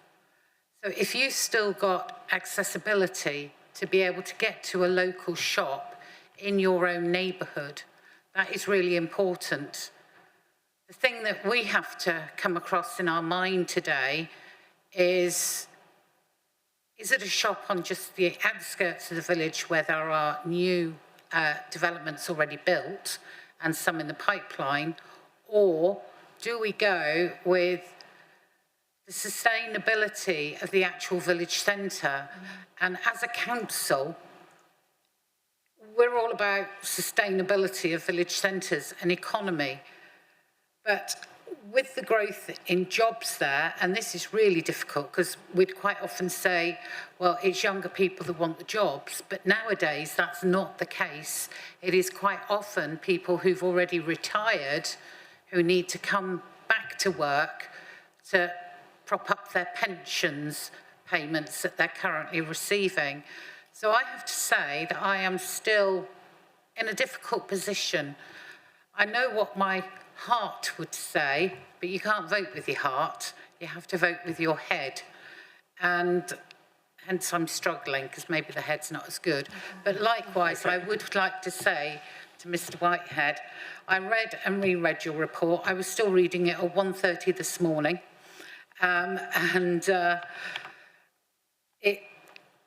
It does show clearly how on balance it is. And yes, we've learnt a little bit more. It's interesting to listen to the developer, because they're not usually doing business on their own doorstep, because that's normally a complete no-go. You just don't do it and then live in the village, you know, especially if you get it wrong. So, you know, brave man. But there is that element as well, that somebody can see a future for their village that we know is growing through their own neighbourhood development plan, which we do need to consider, because that is an endorsed, I think it's been out for referendum and it's been on the go for a couple of years. So how it fits in with all our own plans as well is where it becomes a bit difficult. So I'm still stuck. Somebody tell me something to convince me. I was going to say a couple of things. Please be reminded when we do go to a vote that we are voting for the application that's in front of us.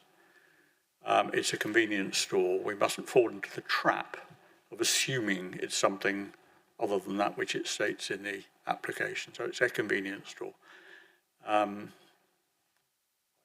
But it might not be. So don't fall into that mindset. The other thing all of us are finding the balance here a tricky one to catch. My own view is that potential damage to the core of the village, were that to happen, would be well, not a tragedy, but it would be a very undesirable outcome. I think we've all driven through Devon villages that don't have a centre anymore because various things have happened to draw the life of the village away from the centre. And I think we need, well, I certainly will be minded to think about that. The other thing I would say, which weighs on my mind, is we are obliged, and rightly so, to be guided by the joint local plan and the policies in the joint local plan. So somewhere in your thinking is presumably a sort of list of development policies in the joint local plan which either weigh for or against this application, and that's something certainly that's going through my mind. I'll just ask the senior planner if there's anything else she wants to say before we go to a vote. Yes, members, as you all have said, it is a balanced decision, this one. It's not one that probably any of you will find easy. However, I think I would also say Peter's report is incredibly thorough, and I think he has provided a balanced view. He hasn't, whilst he's recommending refusal, he's given you all of the relevant information for you to be able to consider it. We do need to, as a council, or you as a committee, do need to consider things in light of the joint local plan. It is the plan that you've adopted, and therefore the policies are incredibly relevant.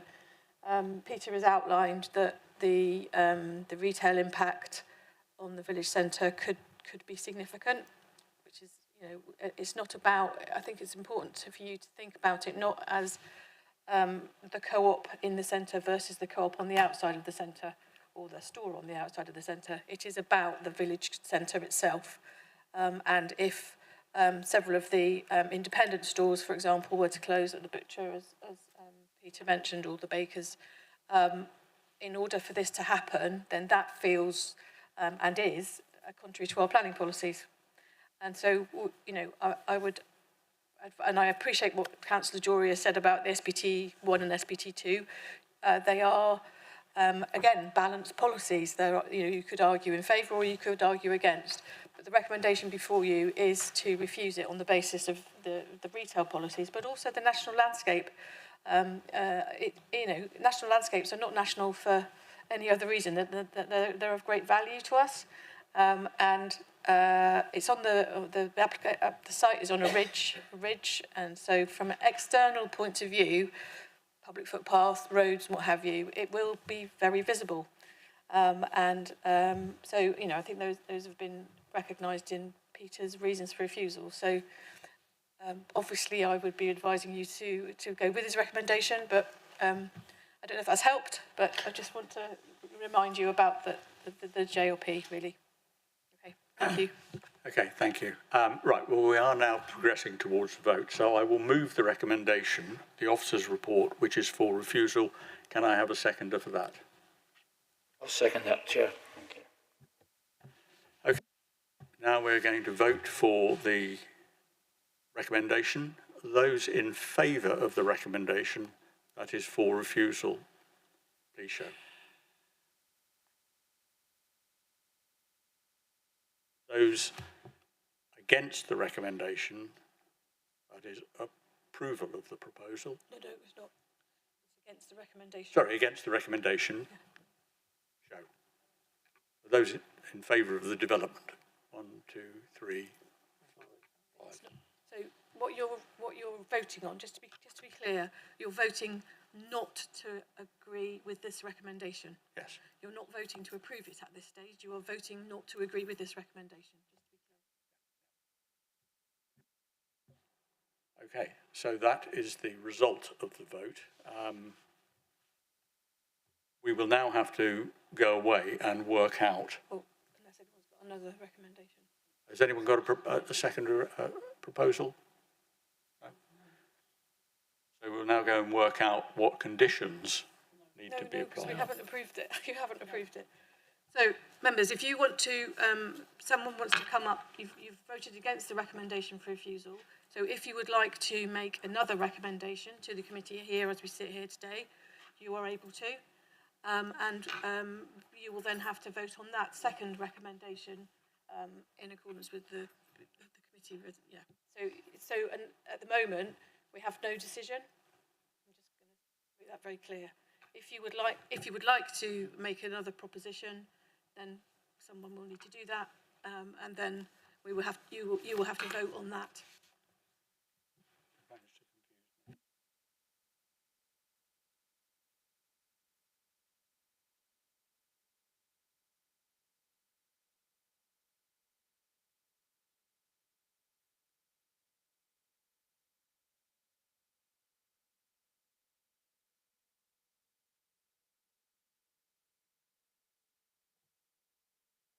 Apologies, Chair.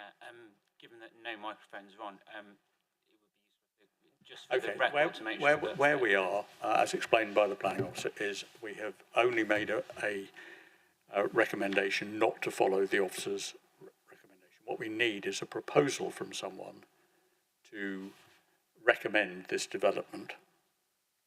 Any of those that were in favour of this development willing to put forward a recommendation to propose that the development should go ahead?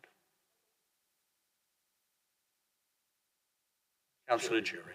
So could I make a recommendation that the committee approve the application subject to the provision of and the agreement of a suitable LVIA assessment? There was an LVIA assessment already submitted with the application, and the result obviously was Peter's recommendation for refusal on that basis. Can I put something to members? I can see from the decision, the vote, that you are keen to you're not keen to refuse it, should I say? If you were minded to approve it, my recommendation to you today would be for you to defer the decision such that, because there would need to be a Section 106 agreement put in place, and also so that the officer can come back to you with the appropriate conditions. There's also the potential that there may be more carbon reduction measures that we can discuss with the applicant, and also the issue with regard to the retail impact of the development. It may be that we could negotiate with a Section 106 agreement to ensure that the village shop, or the shop in the centre of the village, could be potentially maintained for a period of time, so that the people within the centre of the village could also use the centre of the village, but then also the external one. That has been approved on a number of schemes that I know about in the past. Ali is here because he's also aware of a situation where that happened.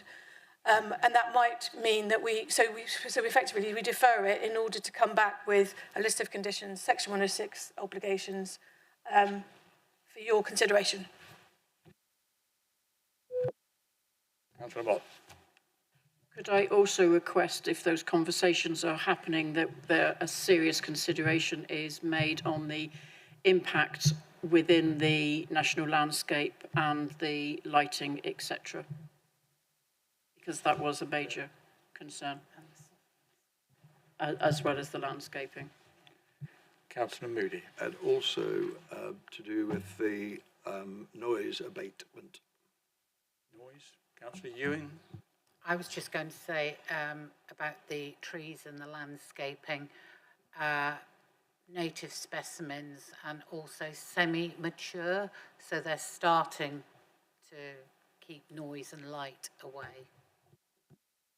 Okay, I think therefore I'm in a position to recommend that the application is deferred, subject to agreement on conditions various and potentially a 106.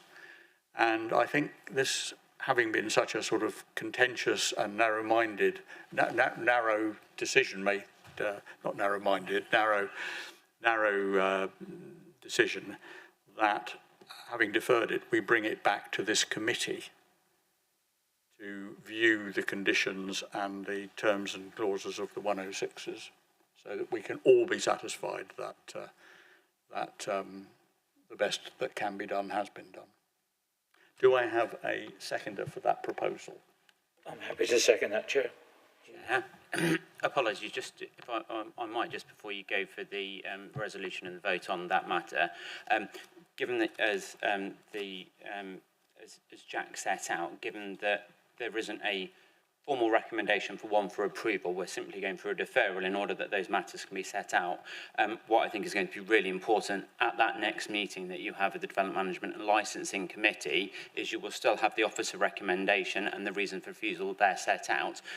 The officers will bring forward to you a series of measures which they think could potentially be appropriate were the application to be approved. But what members will need to make sure at that next time of considering those matters is they look at what their reasons are for a potential grant of approval within that. So we've got that clearly set out as part of that record. So the officers will be bringing you that information for you to consider. It would then be your opportunity at the next committee to be able to decide if there is an alternative recommendation and one of approval with clear reasons why those are being made and set out. Thank you very much, Chair. Thank you. Yeah, I think that probably meets the concerns of the committee. Councillor Mott, you.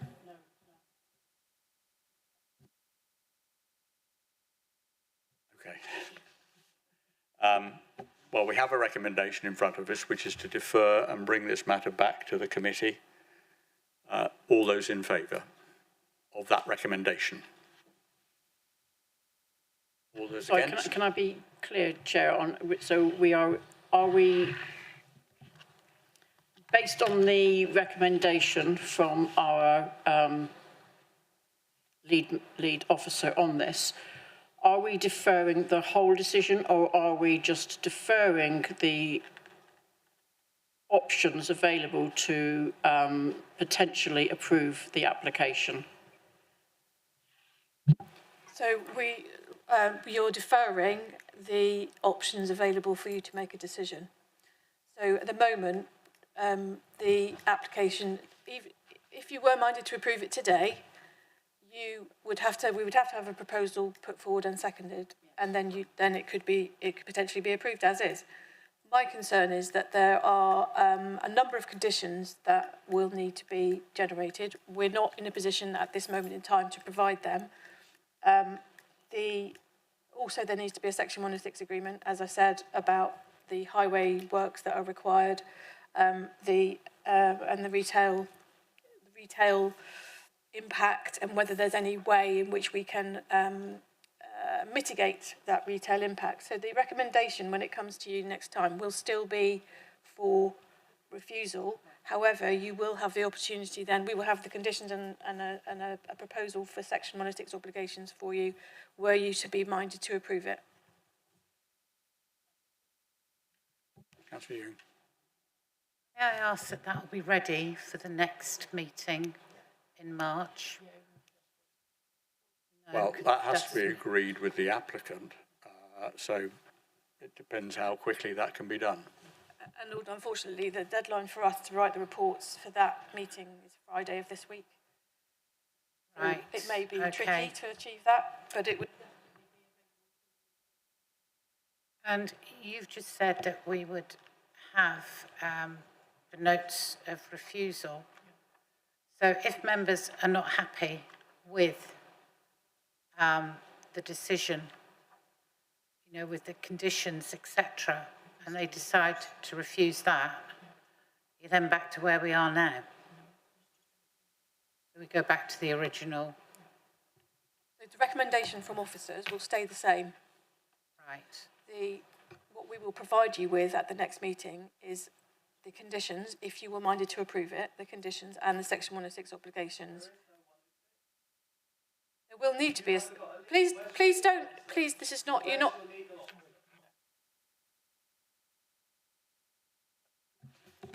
I think just for the committee, let's be clear what's happening here. We will be presented at the next available committee, which is probably not the next one, but the one after that, with a agreed set of conditions and 106 agreement.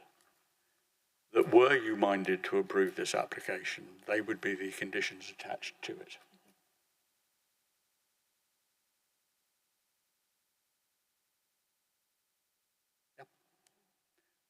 So I made the recommendation that that's what we would do, defer it subject to that happening. Can I have a show of hands about whether you will find that acceptable or not? Thank you.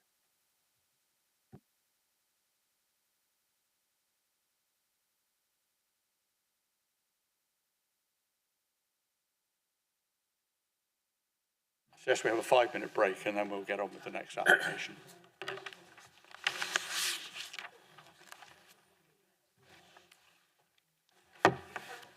Well, that was easy.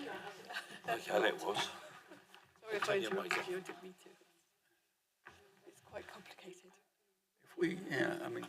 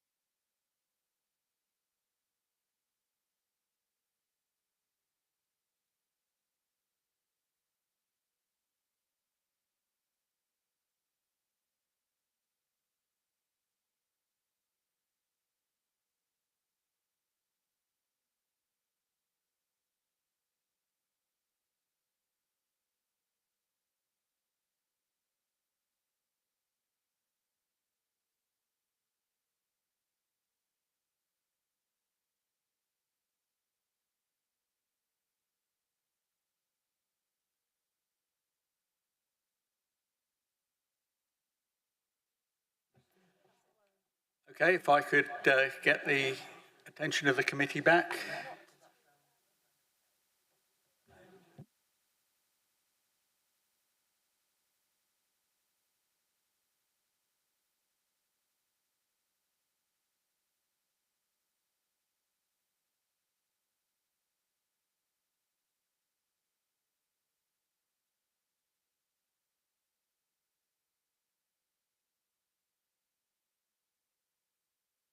Right, we will now resume the DMNL.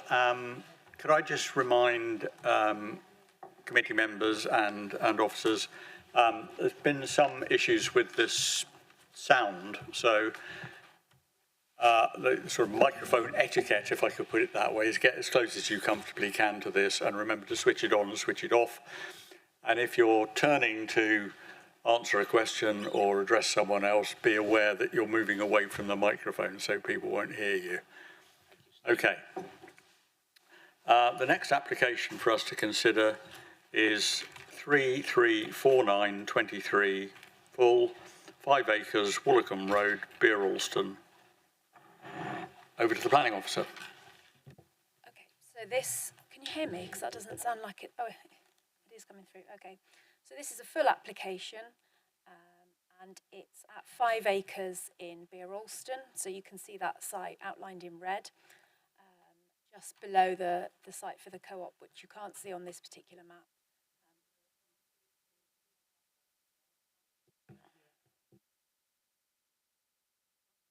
Okay. Okay. Yeah, I didn't think I could hear it. Okay, so this is the application for 5 acres, and that's outlined in red for you. The site of the co-op that you've just been discussing is off to the north of the map. So this is the aerial view, so you can see the bowling club just to the north and the existing buildings, access along Woolacombe Road. The site location. The arrow is not fixed to the map. Okay, so the application site is outlined in red and the land within the applicant's ownership is in blue.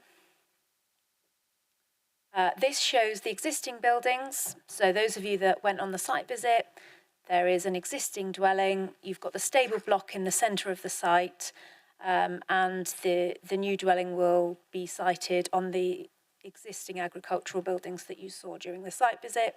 So you can see the position of the house here. So the red and blue indicate drainage fields for the fowl and the surface water drainage treatment. These are the proposed plans and the elevations, so they just show you what the building is going to look like and its design. And just to refresh your memory, here are some photos from the site visit. These look south from the village, show you the national speed limit sign, the entrance to the site, the existing buildings and the stable block. That blue car looks quite strange because this is a wide angle shot, so you have got a little bit of distortion there, but your eyes don't deceive you in that sense. These are the existing buildings to be demolished. Just to summarise, so the main issue really is the poor pedestrian connectivity to the village, and what that will do is lock in reliance on the private car. In terms of housing stock, so we have an over-provision of 3-bedroom dwellings in Beer Alston. The applicant hasn't submitted enough information to demonstrate full compliance with the DEV 32 policy. So that relates to low carbon, so we would normally expect to see a SAP assessment, and that one hasn't come in. And they haven't submitted mitigation for the recreational impacts on the Tamar estuaries. That's normally done by a unilateral undertaking agreement, and it's a small financial contribution. We haven't asked them for that at this stage, obviously, because it would be unreasonable to put them to the expense of doing that, as we're recommending refusal.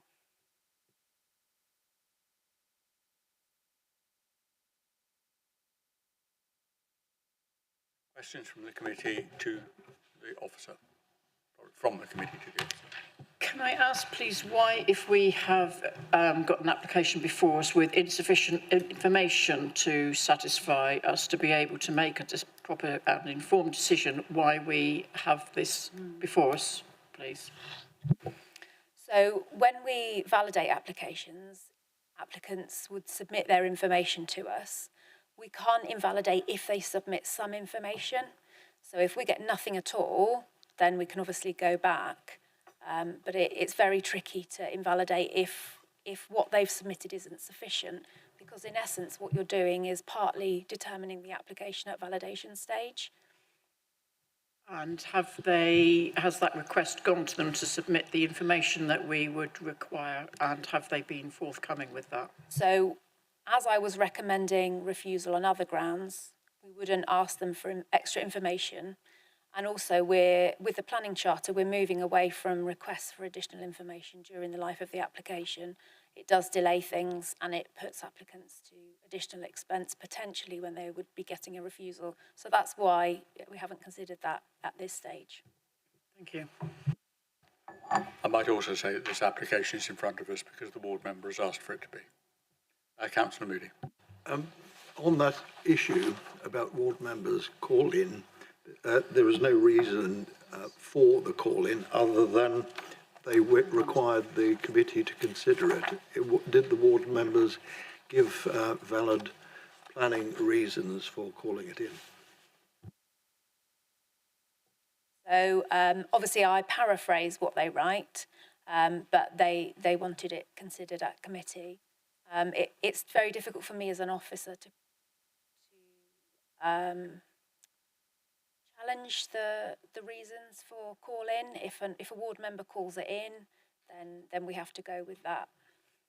Board members here and going to speak to the application, so that might be a question you might wish to thank you. address. Excuse me, Chair, just as a matter of process, my understanding is that when a ward member calls it in, they've got to have material planning reasons. I don't see any. Senior planner would like to address that. So I just want to say, obviously in the report it does say that the ward members wanted it to come to committee because of issues of scale and siting. So they are planning related issues. Any other questions for the planning officer at this stage? Councillor Ewing. I thought I understood that if we had a validated application but was not really validated because we didn't have sufficient information, that it was just an outright refusal. Yes. And that doesn't seem to be applied in this case. And I'm just wondering why and whether that behoves people like myself and Councillor Jury to deal with the issues as to why it was called in, etc., when there wasn't sufficient evidence of what you needed to proceed with the application in full. I see what you mean. I think because this one was obviously refusal in principle due to its location, we wouldn't have asked for extra information because it would be unreasonable to put the applicant to further expense.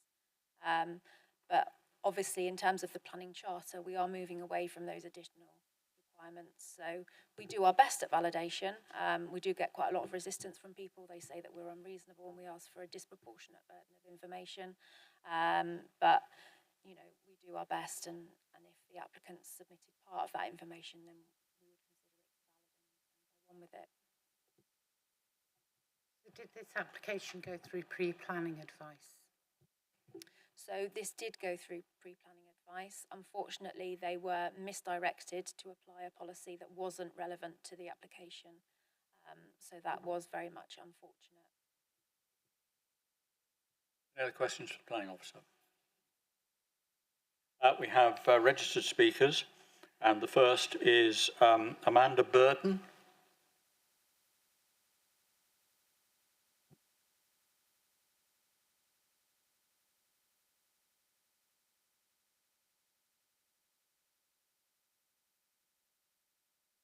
Good morning.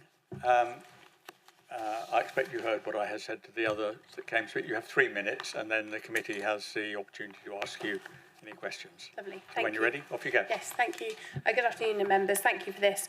I act for Chris and Kerry Cox, who together with Kerry's father own the site at 5 acres. They currently share a 2-bedroom detached bungalow with their 2 young children as well as Kerry's father.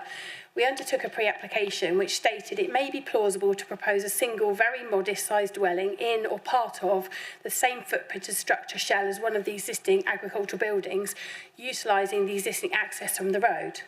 The architects have designed a modest 3-bedroom dwelling with stone, slate and render that sits in the same footprint as the agricultural building and has the same shape and outline and includes a small garden and parking area.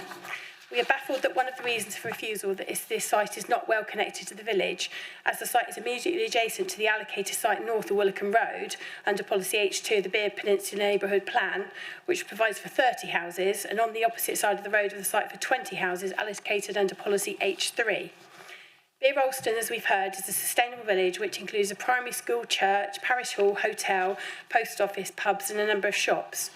This proposed development will be within the built form of the village, utilising the existing access to 5 acres and will result in the removal of a couple of unsightly, dilapidated buildings and, in our view, enhances the natural landscape. The architects have designed the dwelling to minimise its carbon footprint with high levels of insulation which will exceed building regs requirements by at least 10%. The plans include roof-mounted PV panels, an air source heat pump for heating and hot water and an EV charging point. And this could be conditioned fully under Dev 32, and we're happy for that condition to be included. The site is within easy walking distance of the village and its facilities, and is on a road where a large number of local people walk there with their families and their dogs. The proposed plans include the provision of a hedge bank around the perimeter of the garden, some native tree planting and gapping up the northern boundary hedge, and biodiversity enhancement includes the provision of a bat box and 2 sparrow nest boxes. The proposals for a modest dwelling of 3 bedrooms, which includes a kitchen, diner and living space, a modest garden for a young family and parking, and it would utilise the existing entrance and be sited on the same footprint of that dilapidated building. It is considered that all of the relevant policies have been met and the applicants are happy to pay the mitigation contribution and a UU agreement for the Tamar European Marine site, which can be dealt with separately under a UU, and also have a local occupancy clause. We hope we will be able to support this young family and their desire to have their own family home in the village they have been born and brought up in, and a location immediately adjacent to 2 allocated sites, and we hope therefore members you will be able to support this application. Thank you. Thank you very much. Any questions for Mrs. Burden? No? Got away scot-free. Thanks very much. The next registered speaker is Councillor Peter Crozier.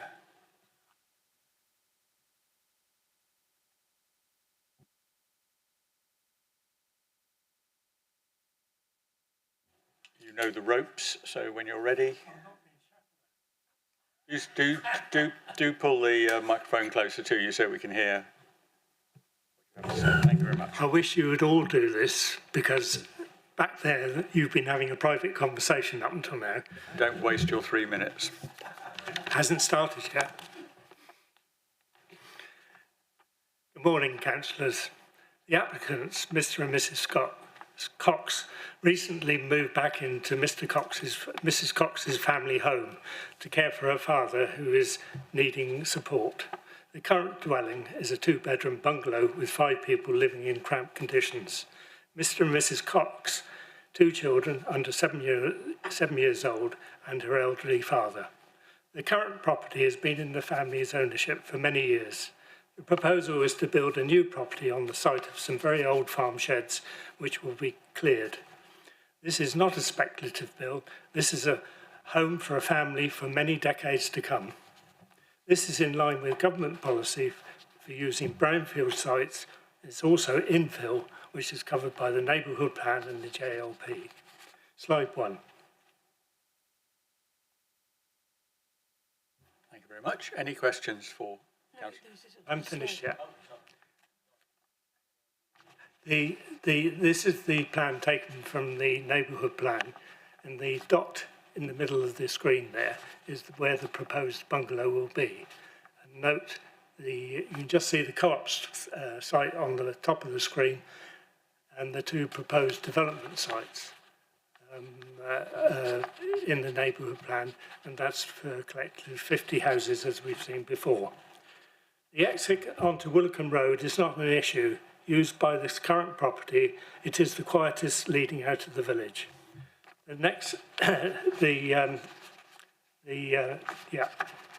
recent housing needs survey carried out in July 23 by West Devon Housing Department highlights the need for 3-bedroom properties. Recent evidence has been that over 60 applications for 3-bedroom properties were made for 2 properties in Beer Alston. This is further backed up by Mansbridge and Belmont, the local manager, stating that 3-bedroom houses are in most demand, contrary to the planning officer's report. 5 weeks ago, the Parish Council was informed of improvement to the local sewage works were starting, which would be future-proofed to 2050-60 by increasing the capacity for up to 200 more homes. The Parish Council Planning Committee and Council fully support this application in providing a better home for a long-standing local family. Here endeth the lesson. Thank you. Any questions for Councillor Crozier? No, thank you very much.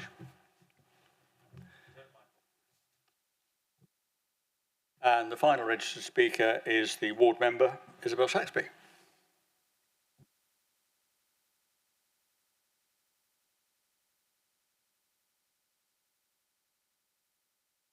Off you go. Great. So again, I want to say thank you to the planner. It's not easy making these decisions and choosing what you have to do. So I did give a real reason why I called it into planning. So it was the point, I'll go through the points, but then I picked 2 particular ones. But, you know, I really feel quite surprised that I'm here having to justify why 2 children deserve separate bedrooms. The site is located adjacent to the main road in the village and adjacent to 2 allocated sites where substantial numbers of houses are to be built. The site is infill, adjacent to a pair of semi-detached bungalows and will be sited on the footprint of a dilapidated shed. The new dwelling is modest, well-designed and appropriate for the setting and has a small garden with no spill to the adjacent grass paddocks. The new dwelling is for a local family who needs accommodation in the area, meets TTV 27 of the JLP and policies H4 and H6 of the Beer Peninsula Neighbourhood Plan. The applicants undertook a pre-app which supported the dwelling on the same footprint of the agricultural building. This family own the land. It gives housing to local people, giving them a home close to their grandfather and father where they can give him the care he needs in an environment they know. Although, you know, you could argue there are new building sites going in, it could take years before these are approved, and this family needs a home environment fit for purpose. 3 adults, 2 children in a 2-bedroom home is not fit for purpose. A positive home environment means these children will do better at school, which means we have better quality talent in West Devon. It is on a brownfield site and makes use of a derelict building. In the application, they said they would use insulation, solar panels, and air source heat pump, which are all in accord with Dev 32. Distance from the village. My home is a 15-minute walk from the outskirt of the village. If I want to get to Co-op, it goes up to 20 minutes. The house is right on the edge of the village. The home, the planning is right on the edge of the village. It's in a great location for walkability, and it's close to the bus stop on Whitechapel Drive. I know that road is used by many of us for dog walking, running, and general walks. I really think it's important to keep local people local and in an area they've grown up and they know. That's why we have these affordable housing schemes. So thank you very much for your time. Thank you. Questions for the ward member? No, thank you very much.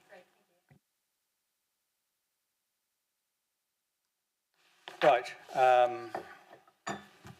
That concludes the registered speakers and our questioning of the planning officer. So we're now in debate. Has anyone got anything they wish to say? Debate before I move the recommendation. Chair, you do tend to have to move the recommendation for us to be able to move into debate, please. No, we had this discussion last time and we've changed the way we conduct this, so we go from questioning to debate and then we move the recommendation. But you can ask a question if you've got one, Councillor. Thank you, Mr. Chair. The questions come out of what we've listened to. So and it wasn't appropriate to ask the speakers.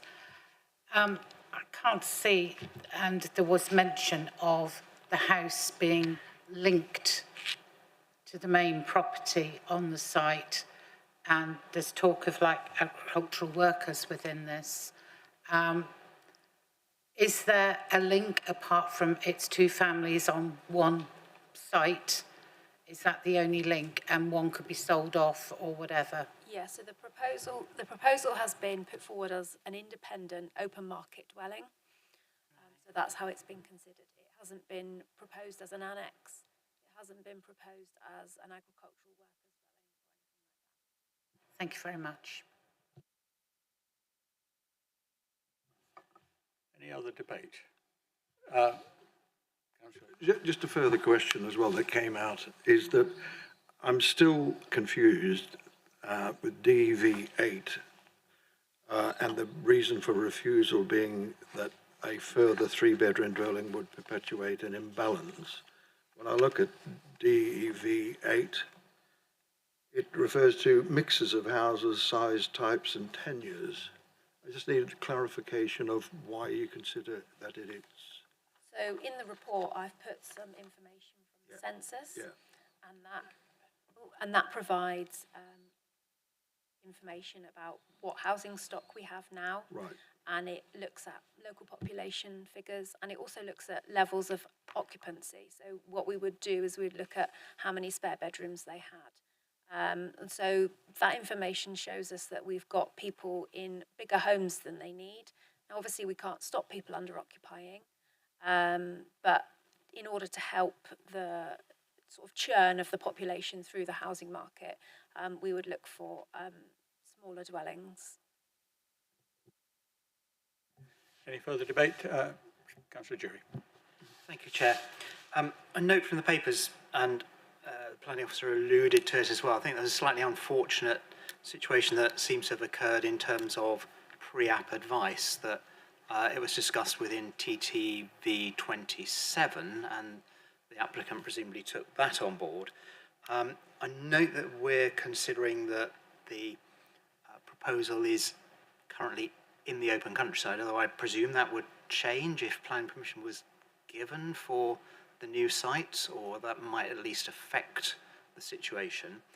But I also note that under TTV 26, one of the situations which would permit development in exceptional circumstances is the reuse of redundant or disused buildings. And I just wonder whether there's any view that we have on that. It seems to me that in that situation, this application might meet that criteria. So obviously the application hasn't been advanced on that basis. So this is my view, but obviously I'm not a structural engineer, but I think it'd be fairly difficult to convert those buildings into a dwelling, given their current condition. So I don't think we would really fulfil that criteria in terms of reusing those redundant buildings. I just wanted to come back on the pre-app advice. Yeah, apologies that pre-app advice was ill-founded, if you like, and referred the applicant to policy TTV 27. Policy TTV 27 is not the policy which would be used in consideration of this application. But what I would add is that the current application also doesn't comply with policy TTV 27 anyway. It's an exception site policy, so it allows for development on the edge of a village, which is affordable housing based, with some market development to facilitate that affordable housing. And this is a single dwelling, open market. So I just wanted to clarify that point for members.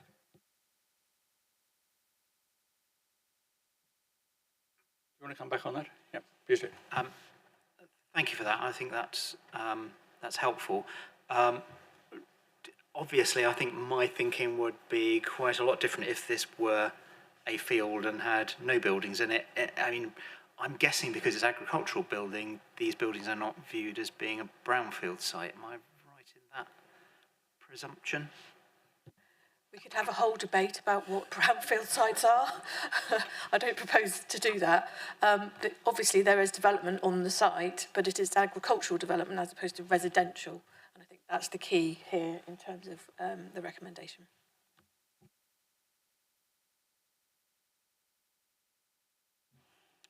Councillor Wakeham. Thank you, Chair.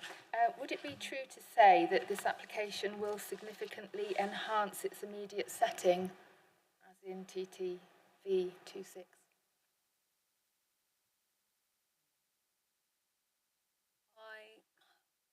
I'm not sure that a dwelling would be better than agricultural buildings. So in terms of the countryside, you would expect to see agricultural buildings, and some of those would be in disrepair. But I don't think that that would be enhanced, because that's the test in the AONB. I don't think it would be enhanced by the provision of a dwelling. But it hasn't been refused on the basis of visual impact. That's not one of the significant issues for this particular scheme.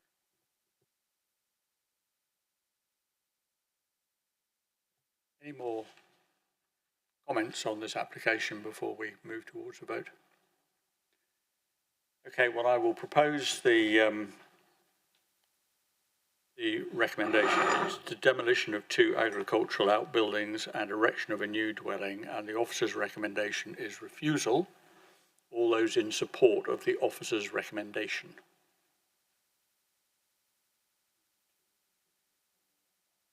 In which case the application is refused. Thank you. We now move on to the next item on our agenda.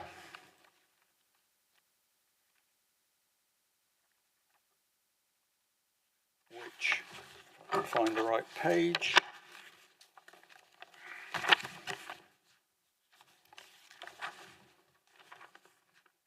is Planning Appeals Update, item 6. And there we go. Has anyone got, do you want to go note any of these in particular? Yeah, I just... Sorry, members. I've done a little bit of a presentation about each of them this time, because I sometimes find that I feel like I'm letting members know about sites that maybe they don't know anything about. And particularly the split decision, which Councillor Mott asked me to sort of provide a bit additional information, but I just need to join the Teams meeting. So if you just bear with me 1 second while I join that, and then I can present that to you.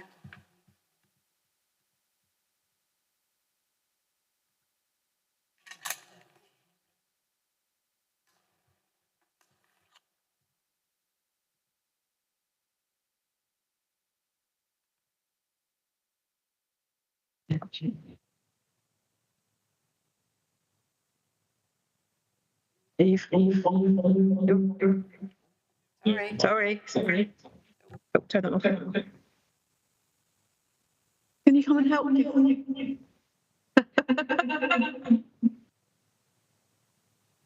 Cancel your microphone. This me. Go.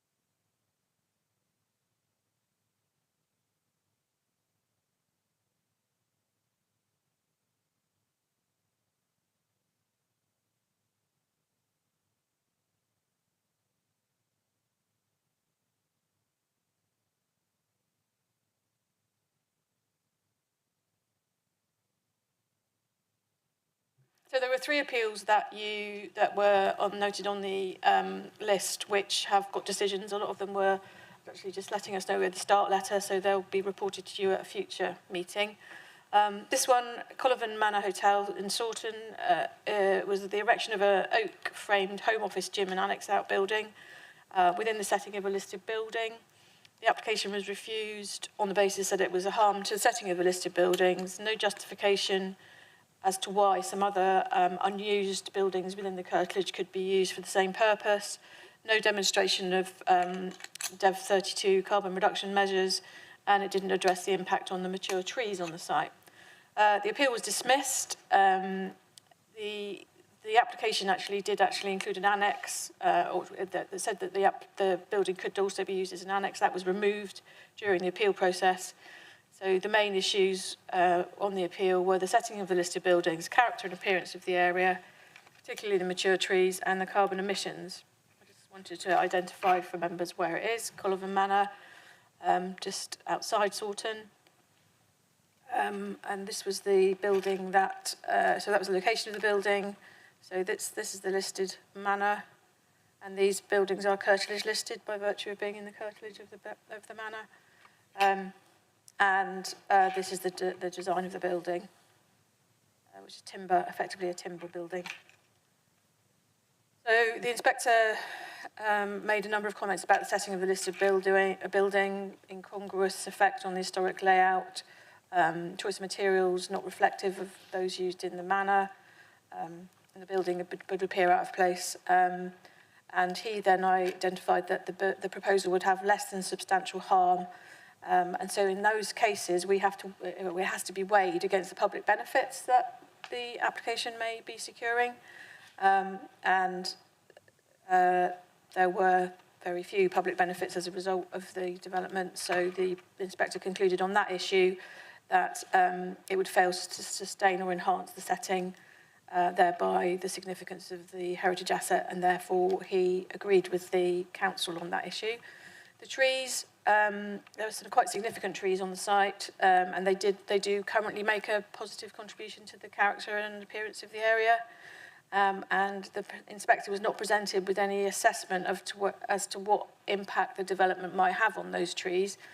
And therefore, and made specific reference to policy EH5 in the Bridgestone Sawton neighbourhood plan, and concluded that there would be harm because he had no evidence to demonstrate that there was no harm, which was an interesting result. And then also the carbon emissions aspect, that again, insufficient information had been submitted to suggest that they could meet the DEV 32 policy, but the inspector felt that the policy itself does not require you to consider use of other buildings within the curtilage of the application site, and so therefore he didn't agree with us on that particular aspect. He felt that the proposal did meet policy DEV 32.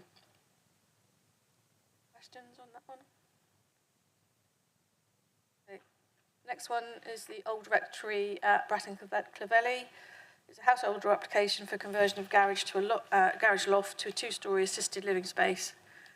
The appeal actually the applicant appealed against non-determination, so there wasn't a refusal as such, but the officer did write a report which recommended refusal and was given delegated approval by the ward members.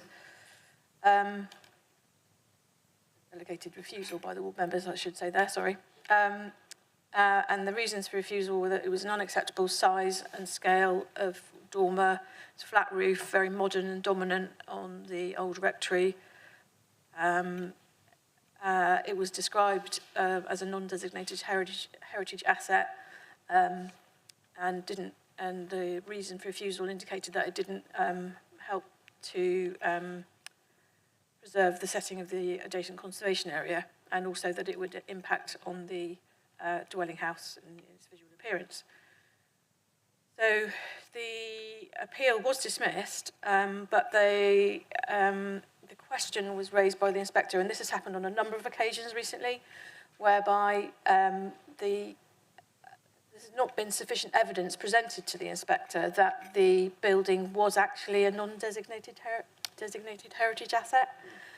So this is something I want to pick up with officers and ensure that we have some heritage input on this issue, such that such that if it goes to appeal, it will help us in that matter.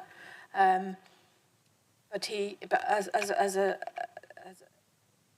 the inspector did still, however, feel that the application would impact on the character and appearance of the dwelling in its own right. The matter with regard to the conservation area, it wasn't that close to the conservation area, so I don't think the reason should have been attached to the reasons for refusal, because it's some distance from the conservation area itself. But it did impact on the building itself, and so therefore it was dismissed. On that one. And to make a comment on that one, because this is my Friday morning cup of coffee time, is reading all the appeals. And it was really interesting, his comments about the building, and I think there was some photographs with it or something, and actually you could really see, drawings, and you could really see... Oh, sorry. Yeah, sorry, I meant to show you that, yeah. Yeah, you could really see where it was going to impact on the current property. Although it's not registered as a heritage asset, it clearly is a heritage. And because I know the building from when I lived in Bratton Clovelly, it was really interesting to read the inspector's decision for this. Next, final one is the Old Mill Road, Oakhampton. Members will probably, or some of the members who've been around a little while will know this site well. The application was actually for the to secure demolition of the redundant buildings on the site. This was an interesting decision. So just to let you know where it is.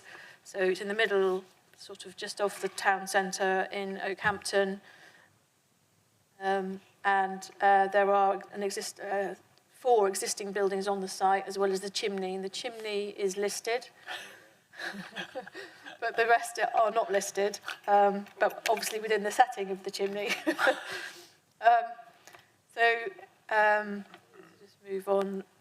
So the buildings were described in the planning application as building A, B, C, and D.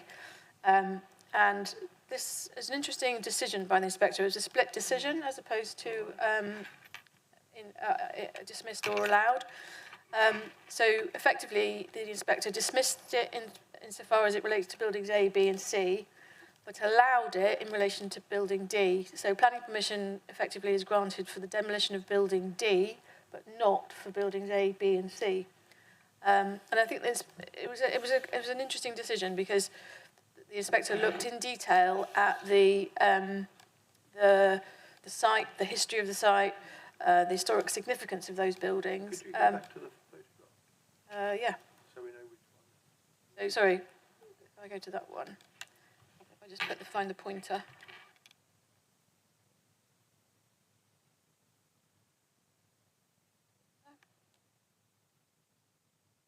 So this is building D. Which is D, the bottom one.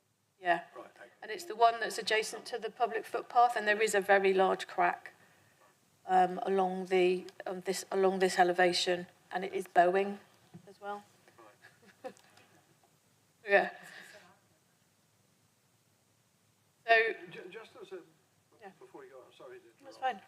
Sorry to interrupt. Is the curtilage of a listed building, chimney, whatever, what?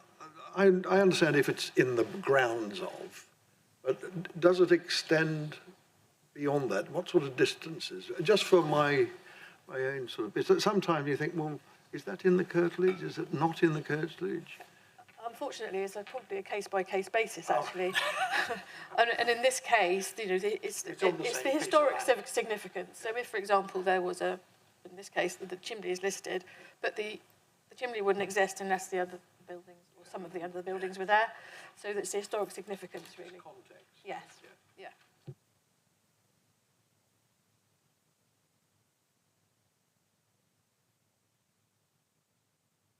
When he reviewed the buildings, it was very clear that the 3 A, B, and C buildings were of more significance than building D. So that's one of the reasons why he he was happy to allow for the demolition of that one. But he also talked about that in terms of the structural condition, it showed much more structural problems than the other three buildings. And he didn't feel there was enough evidence to suggest that A, B and C were dangerously unsound, whereas building D was. And also there was a viability assessment submitted with the application to demonstrate that, that it wasn't viable to retain all of the buildings on the site, but he didn't agree with that. And, so therefore, that's the basis upon which the decision was made by the inspector. Was the application to demolish them, or was the application to demolish them and then build something in their stead? It was just to demolish Just them. demolish them. And that's one of the key issues as well. You have, you know, in order to permit the demolition of listed buildings or curtilage listed buildings, it's really important that we get a scheme for their replacement, because then, you know, you can see the betterment potentially that may occur, and it can be justified in listed building conservation area basis.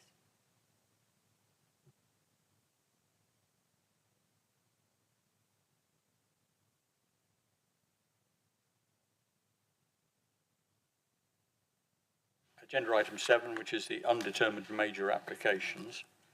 And I'm assuming on your screens, I've got it on paper here, there's officer comments against each one. Yes, there are. Yep. Yeah. Yep. So which is, I think, an improvement over previous reports, where there's now sort of an update from the officer about what state of these applications are. One I was just going to, were you going to go through them, or were you just waiting for comments? No, just comments, please.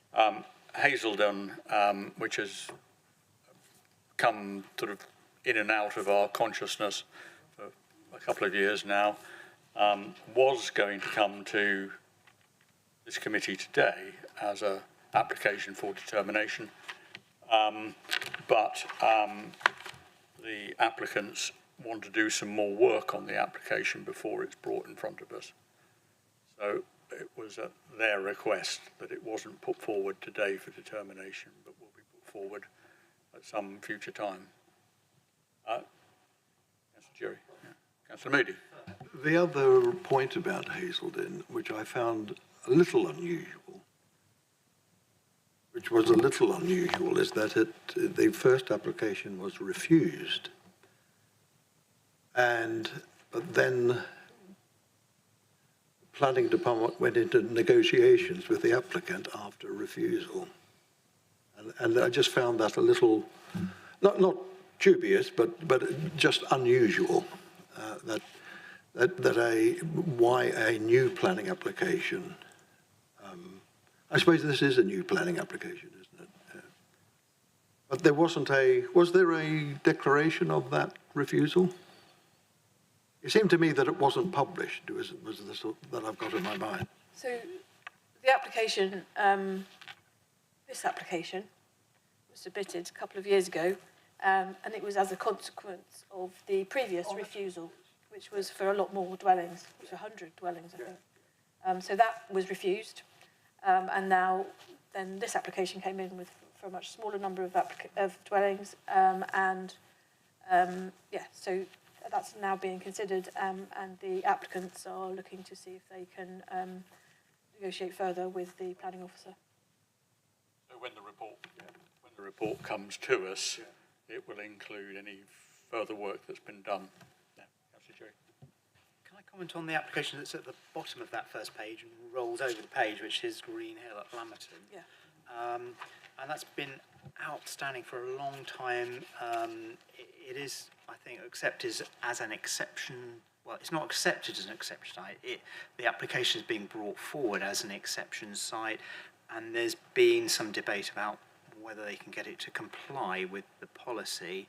I think we've been in a situation where the advice has been received and is being considered for quite a long time now. I mean, obviously, I'll have a chat with Stephen, but it'd be nice if we could get that one resolved one way or another. As far as I know, Stephen is going to be sending the ward members a letter with his recommendation. In fact, if it's not already been sent, but yeah. Excellent, thank you. Okay.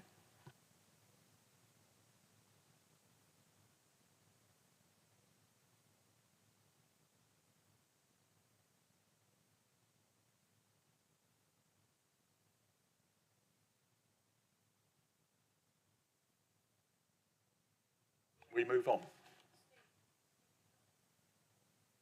Stop the live streaming. We have?